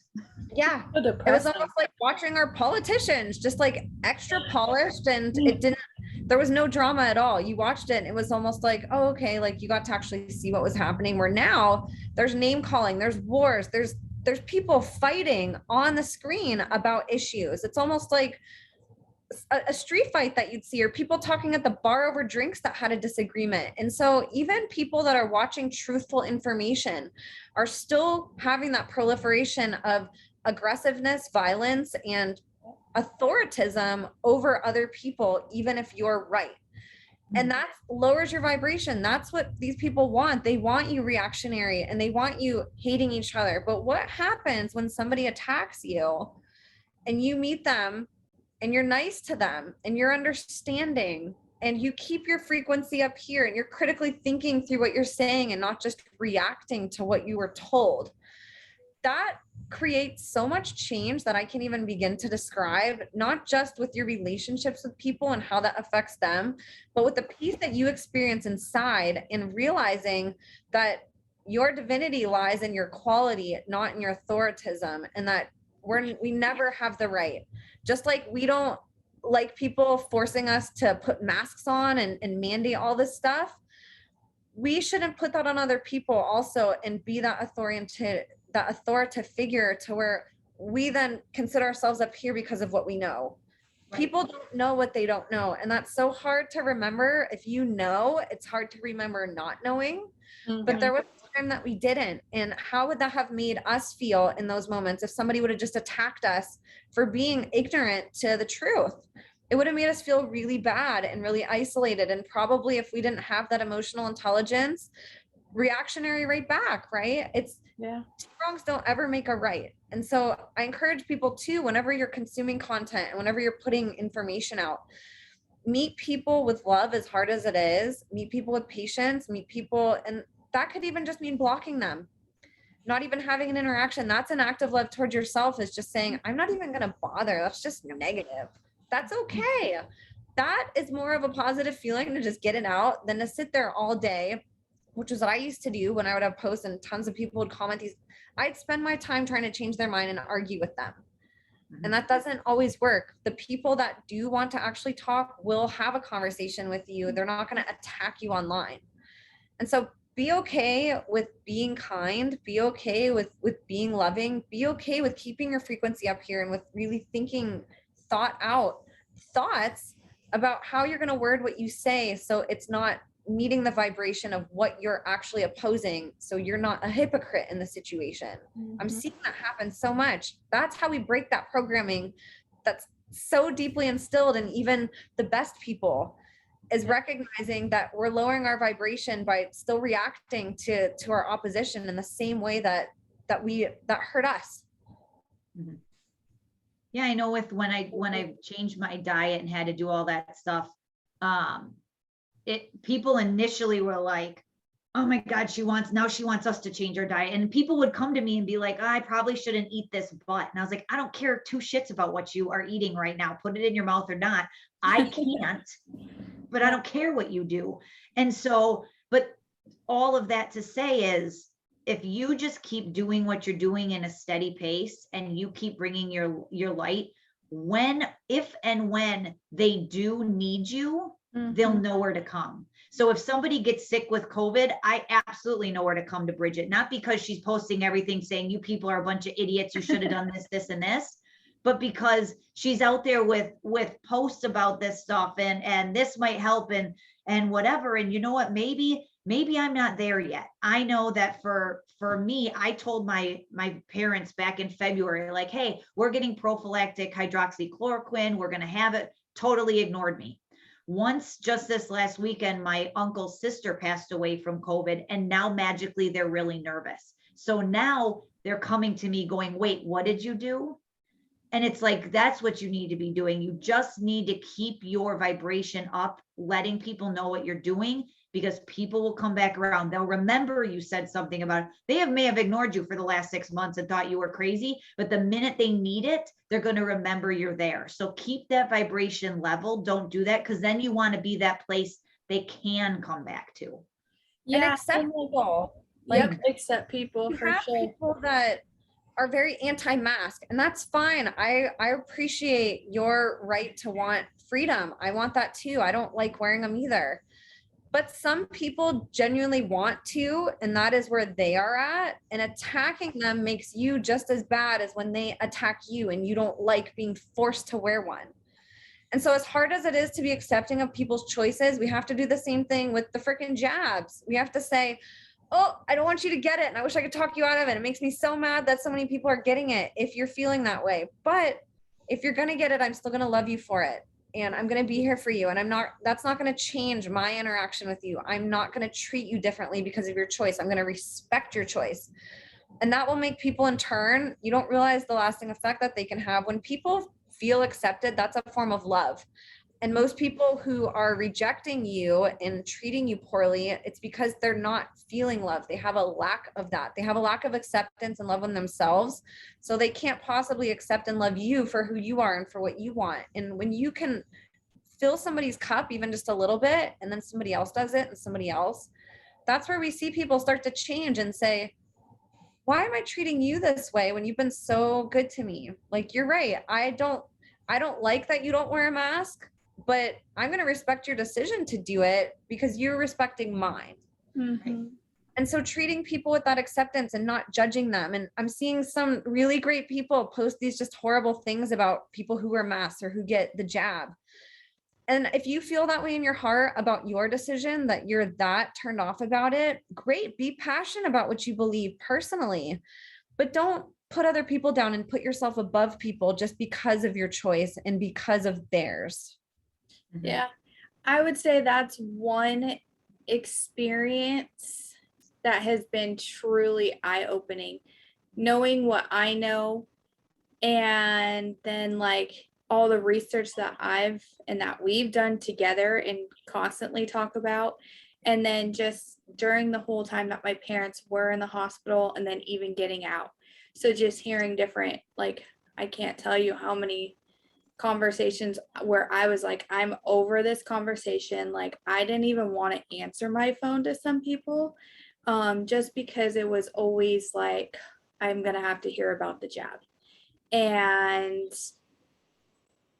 that was one eye-opening experience of when it happened to my family, and knowing that my family was not vaccinated. There was some people in general, or some takes, and I would say I don't think they meant for it to come off like that, but it did. It was almost like a ha, that's kind of why you ended up in the hospital, because you didn't get it. But then it was like, but then when you have the conversation of, whoa, hold on, stop there, just because you have it doesn't mean that you can't get COVID. Like, right. I have family who still got it and they were vaccinated.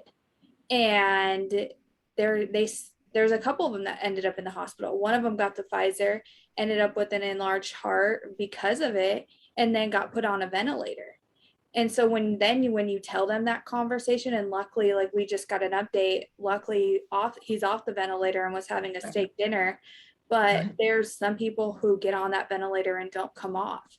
And so I would say, definitely going back to what you were saying, Emma, is like being mindful and what you're saying and how your intention of the conversation, because, and how you treat other people, because I know that's one thing, especially like for our family, it really opened our eyes. And especially like my mom, talking to certain people, she gets so worked up because it's like, well, you're not vaccinated. And it's like, okay, and like, that's my choice. Like, I have an immune system. And, or like our family getting asked to like be advocates for the jab, and we're like, me in the back of my mind, like, you must not follow me on social media. Like, your choice, but you must not follow me on social media. But like, again, just, I can't, like, some conversations, like, and just natural for me, there's some conversations where when all of this happened and transpired and my parents being in the hospital, that was the first thing that we heard. Well, are they vaccinated or are they not? What does it matter? How about, how is your parents? Like, it doesn't matter. We're here now. This is where we're at. They're in the hospital regardless. And if you're calling to see that, like, what are you really calling for? So for me, it was always like, for me, when accepting the calls and talking to certain people, I would only take And that probably did not make you feel good. Automatically, you want to go in and you have this trauma that you're already stressed, and now you have somebody potentially judging you and not accepting you. And so now you're self-conscious. And there's one call where I picked up and I immediately got cussed out, and I'm like, hold on, hi. Like, what? Let's start with hello. Like, how's everyone doing? It was like, this shit's like serious. You need to take it serious. Like, are you guys going to go get the vaccine now that your parents are in the hospital? Hold on, time out. That's the last thing on our mind. Like, our parents are in the hospital, both of them. Right. That's not on our mind right now. It's, how do we get my parents out of the hospital? What's me? How do I get my parents out of, I personally, no offense to the medical field, but I personally do not trust hospitals. So for me, it was, how do I get them out? How can I get Especially them right now, it's so short-staffed. Yeah, it's so short-staffed, and there's a lot of oversight on things. But at the same time, I completely, my heart is with the nurses and the doctors, because here last year they were the heroes and everyone loved them, but now that so many are turning to not wanting to get the vaccine, now it's like, who's going to take care of you if something was to happen to you? And it's not the nurses and the doctors' fault. Yes, there's people who are complicit because they need a check, they have a family. Yes, I see all sides of it. Yep. Not all of them are bad. There's so many, and I'm thankful for the people who took care of my dad, especially the couple of them that got in trouble for taking him out of that room and taking him on his walks. There's some people who are there because they sincerely see people dying and they have family. They know, they have that connection. Hands are tied. And they care, but their hands are tied. Yep. So I see it from all sides, and I feel bad for the ones who are in the medical, where people are just looking at the nurses and the medical staff, but not realizing they're people at the end of the day. When they go home, it's not like they're getting therapy. When they're witnessing so many people die and their hands are tied and there's stuff that they cannot do, but they're getting cussed out by family members and people, and they're taking all the heat because of the people up top and because it's money, money, money. So it's not their fault, but you have to look at all sides of it, and mental health wise, what it's doing to those nurses and those doctors who had a career and had a passion. And now today they're like, I don't know what I'm going to do next, because they're put in this predicament and they're seeing people die left and right. And it's not I'm going to say, for me, it's, in the experience I went through, it's not the fact of cocoa itself. It's the timing of when these drugs are put, or the antibodies are put into the system. It ties back to underlying conditions, and it goes back to your health and what you're putting in your body. And if you're allowing something to attach to that to then make you more sick. So I see it from all perspectives, but again, hands are tied, big pharma, everything is controlled of who gets what, and they're saving specific drugs and certain cocktails for different tests. So you're literally a lab rat, an experiment, and they're saying, well, this person's worse off. Oh, this person, we can just give this and hope it works. So let's try giving this person who's worse off the hydrochloroquine or the Remdesivir, whatever. So again, they're looking at charts and their hands are tied. So I see it from all sides, and really, again, being mindful when you're having those conversations, because regardless, they do come back around. Trust me, I've seen it where then people, their families are experiencing it, and our phones are the first one to ring. Hey, your family just went through this. What did you guys do? What are you doing? What should we do? What are the questions you ask? So it's just being mindful and love, operating off of love. And Bridget, you, for how you showed up for your parents. So for people that don't know, Bridget didn't cover this really in her story, but her parents and her had different views going into COVID. Yeah. Completely different views. Her parents watch a lot of news. They see the world differently than Bridget does. And it's not to say that they're bad people. They're not. They look at different material when they're looking at world events than what Bridget does. And so there can be discrepancies in belief systems of what's right, what's wrong, and there can be some judgment thrown in there. But what I really loved about what Bridget did, and I think she set such a great example for all of us, and this totally completes the loop of my message earlier. She dropped everything for her parents. She took work off. She was there anytime that she could. She did everything, even though they thought differently than she did. And even though they could be judgy at times, or they could have little conflicts here and there about what's going on in the world. Bridget dropped all of that and said, I'm going to be here for you 100%. And the beliefs don't matter. That has no merit whatsoever on how I'm going to show up with you. And through this process, her parents came out completely different people, seeing how Bridget took what she's learned and put it into action. They saw her asking questions. They saw her looking into alternative therapies. They saw her doing what she was preaching about and taking the information that she learned and implementing it.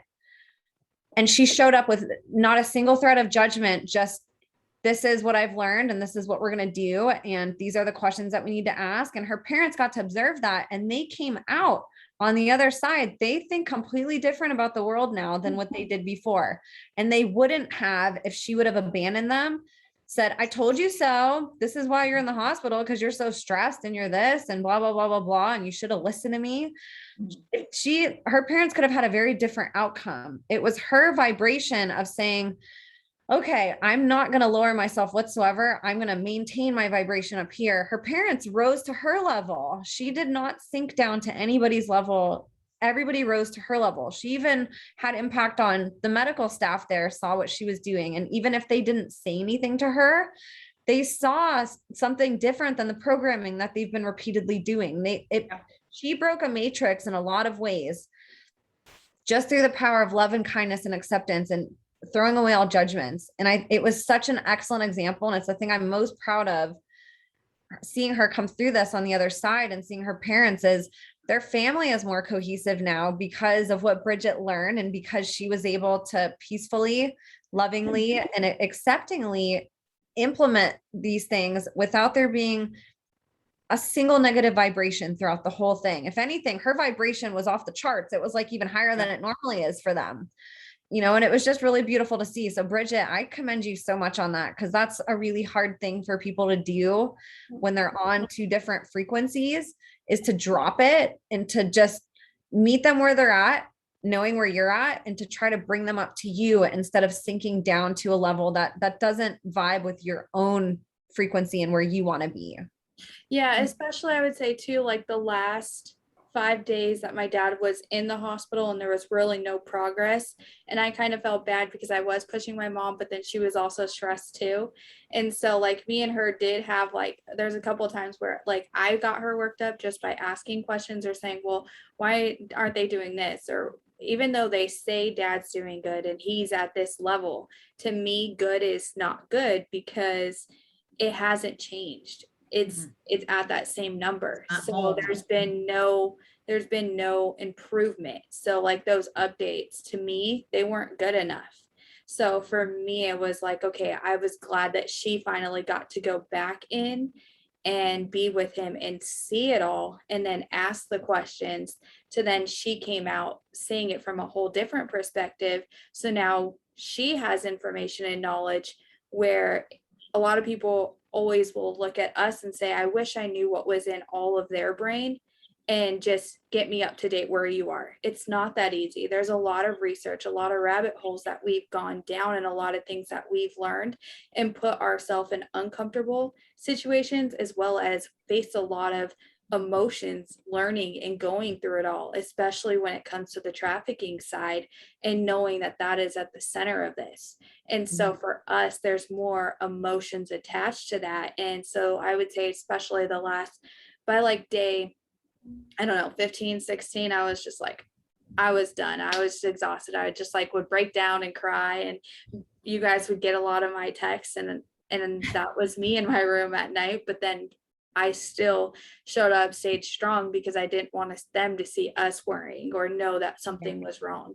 So really just keeping the people on the other side at your vibration and staying smiling and just keep fighting. And we would send cards, and even though we couldn't be there like inside, we are like, okay, mom is dad's window facing the hospital, so we went outside and waved to him through the window and from the parking lot. So there's just little things where it might not seem, it's those little things that might not seem so big, but to that other person who's fighting it in those moments, where my dad is so an outdoors person, being stuck in a hospital and knowing he hasn't been outside to smell fresh air for 20 days, what that could do to somebody's mental health. Like, he hasn't been able to leave, get up, or, he's confined to this room. I'm like, it's like gel.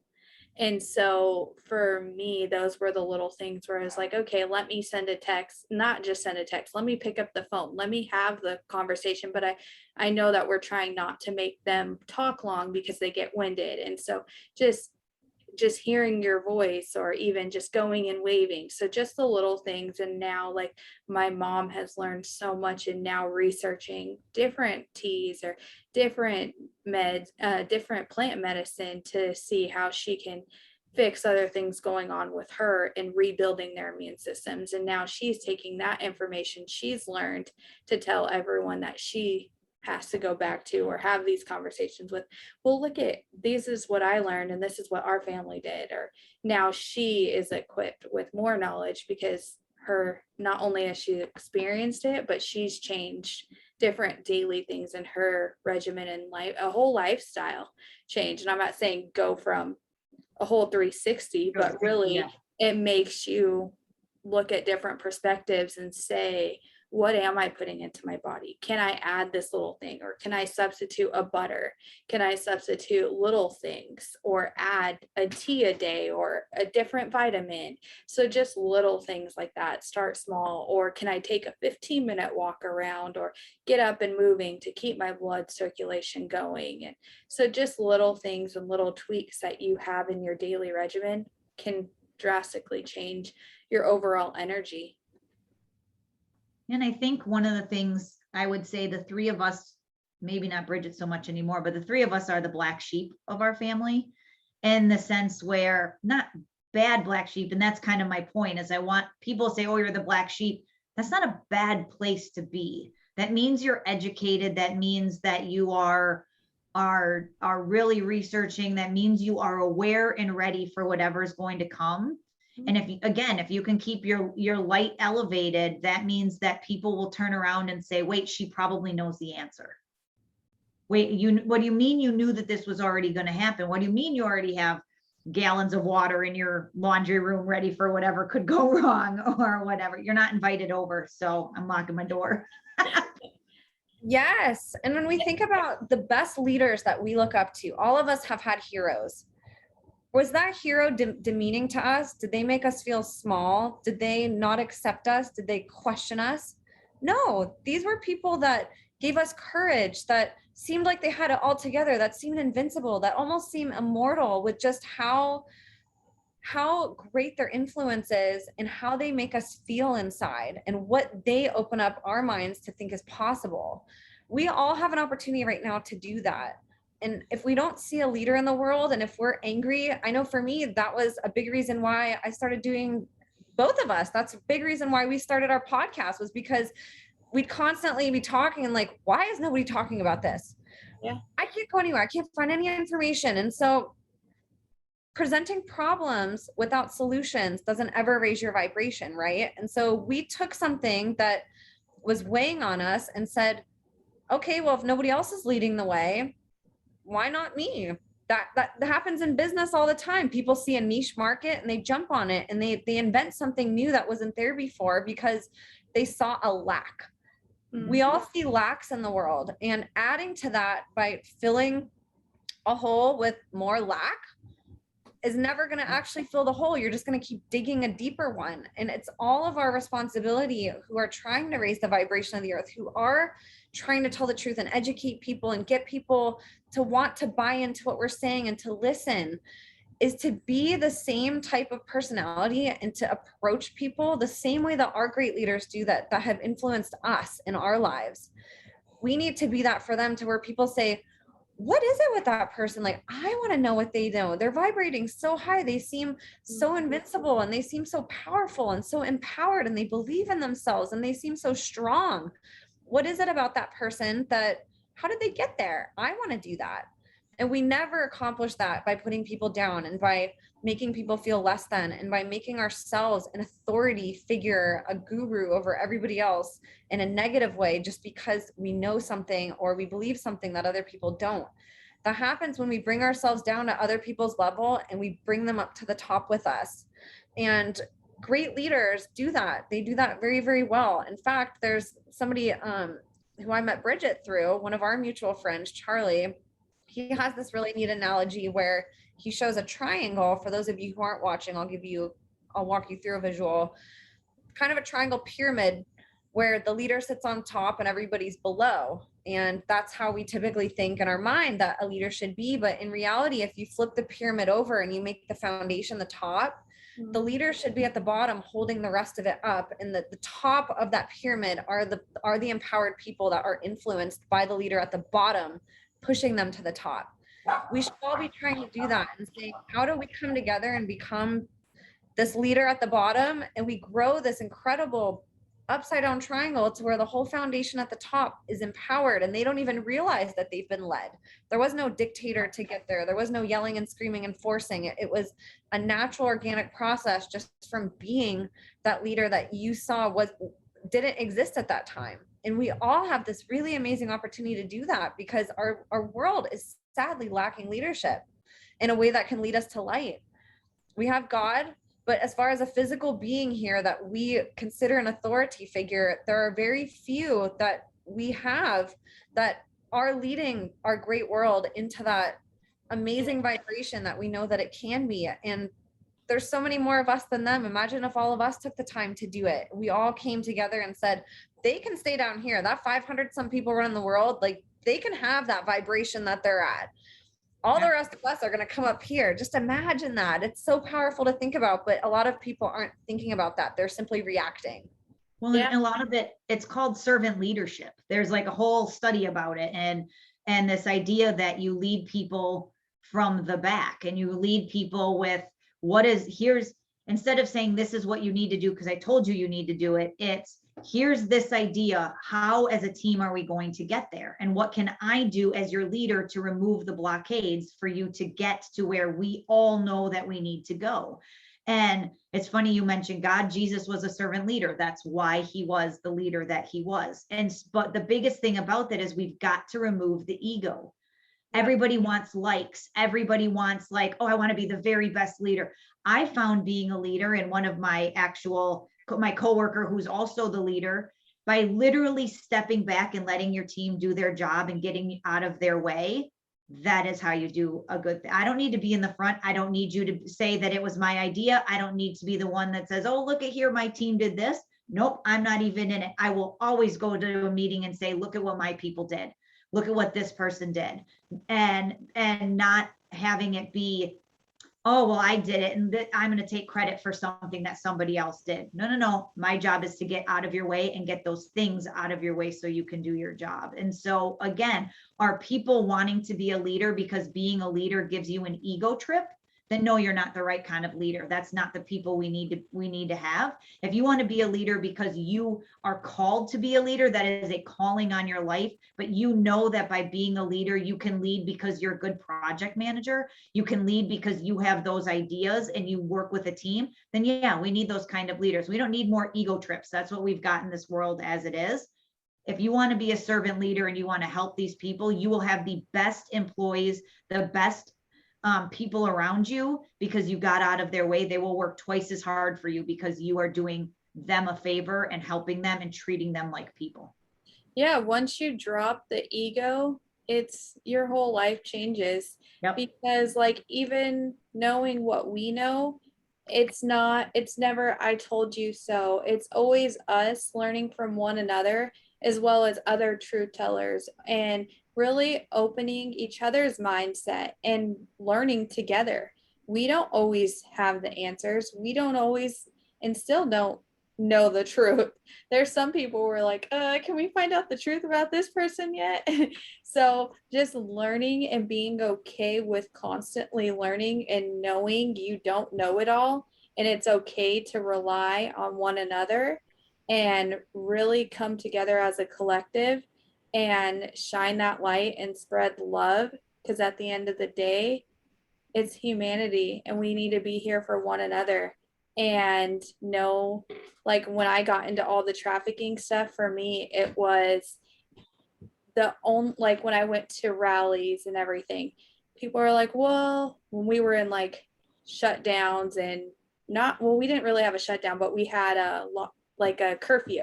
And if I was out past my curfew, they're like, why are you still out? I'd get calls from family. And I'm like, well, maybe if it was me, like that person would care. So for me, I'm like, I'm always going to put myself in fire and be a voice for those who don't have one. Because if it was me, I would want someone to be there for me. So really looking at it at a different perspective and putting yourself in someone else's shoes really will change the way that you operate every day. An example of this is God, right? God didn't force anybody to follow him. He gave them free will to, and sat with peasants and healed the sick, and he loved the people that were hurt, and he did all those little things. He came down to other people's levels and never made himself an authority figure that forced people to do things his way. Everybody found their own, exactly. And regardless of if you believe in God or not, that example is something that I think is so divine for all of us to want to strive for in some way in our life, is to be that guiding light. And going back to what you said, Becky, and to kind of wrap it up, be a candle, be that candle in the room that people are attracted to, and that comforts people and that lights the way and adds a great ambiance and creates an environment all in itself and enhances the situation. That's something that we all have the power and choice to do. And you girls do just the most incredible job of that. I'm so inspired by you both, and I'm so grateful and honored to get to do all of this with you, because I feel like this is such a high vibe tribe right here. Heck yeah, it is. Heck yeah, it is. And people are hating. Haters gonna hate on this, because that's exactly what we're doing. And again, we try to just keep the circle expanding. And if you're going to have high vibes and you're going to bring the light and the love, you have a seat at our table. 100%. And so you guys got to all sit in on, this is how our meetings go. Usually we get really deep into things, and I appreciate everybody who tuned in for tuning in. Where can they find you ladies? If you guys, since we'll have this on both platforms, for people who are listening on mine, where can people find you guys on social media? I am on Instagram. It's Becky_standbysurvivors. That's my public platform. And then we also have the Save Our Children podcast. That's Bridget and I. Our podcast is more focused on how do we help the parents in a dark world. Now that you've learned all of this, as parents, without wrapping our kids in a bubble, how are we going to do this? So Bridget and I, we kind of took that torch, speaking of candles in a corner, took that torch and kind of ran with it for the parents.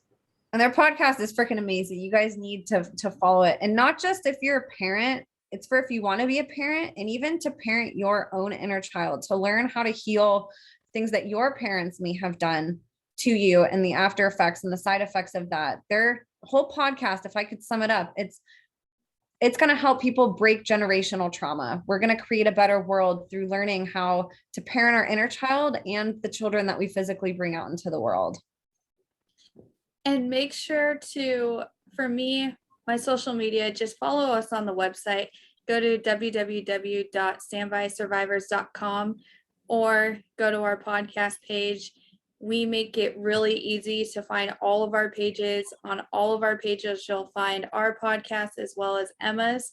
But Emma, we're inspired by you every day and blessed to be on this journey with you and everything that you do, and jumping into those hard conversations and really hands in with the survivors. So if you can share where they can find your podcast for our listeners and your survivor series. Yeah, so I'm on YouTube, the Imagination Podcast. We have link trees on like all of our pages too. So if you find one link tree, you can probably find all of these links that we're going over. My podcast Instagram page is Your Imagination is Real. And we have a Telegram page also, Standby Survivors. We're trying to be a little bit more active in there. It's really hard to keep up with everything, but a lot of stuff that we can't post on regular social media for fear of being censored or deleted, we put on there. So that's a great way to keep in touch with us. And then my own personal Instagram is the Emmapreneur Official. And I'll have that in the notes because it's kind of hard to spell and I know that. So we'll post it in the notes, but follow my podcast page. That's the one that I'm most focused on. If you guys could, please share this. It helps grow this platform. We're a very small platform, all of us, and we're fighting against literal evil and demonic forces. Yes. And there's a lot of opposition, even in the spiritual realm, and then also physical, from being censored, from being deleted, canceled, and having to really worry about all those real things happening to where these important issues we're talking about are just wiped out. So regardless of if that happens or not, we hope it doesn't. But in the meantime, if you guys could share this, help grow this platform, help get visibility. So when and if this time that we have that we can share all of this, we're making the most of it and we're getting this information out, and it helps our algorithms. It helps people connect with these survivors, and these stories are just they're incredible, from the parenting side to personally what they've gone through. There's really keys that we can all listen to and take from that we can connect together and learn so much more about the world than we ever have before. So please help us, subscribe, share, write reviews, go on these ladies' podcasts and go write them a review on Spotify, go write them a review on Apple, give them the 5 stars, share to your platforms, share with people that you love. That is how we grow this movement. It's grassroots. This is the movement the government's never going to give us. It's the one we have to create ourselves. And the best way to do that and to help small businesses like ours, I consider this a little business that we're doing, is to help us grow it by participating in it and not just listening, but commenting and liking and subscribing and sharing. So thank you guys so much for tuning in, and thank you ladies so much. It's so good to talk to you. Thank you. And thank you for everyone constantly listening and supporting everything that we do. I know you don't see us on lives much, but it's usually because we can't or one of us can't, and we usually get knocked off before we can even try to start it. So again, we just want to say thank you for all the love and support. We truly do appreciate everyone, and know that you're not alone in this. And if you ever need anything, reach out to us. We will reply. It might take a minute, but we will reply. Even our emails, everything's attached to our link trees in our bio. And if you can't get one of us, we usually talk and we'll pass the message off to the other. So definitely make sure you carry your candle, go be a light for the world, and together we'll all come together and shine the lights together on the darkness. So survivors, as always, we see you, we hear you, we stand by you, sending you love, light, and blessings.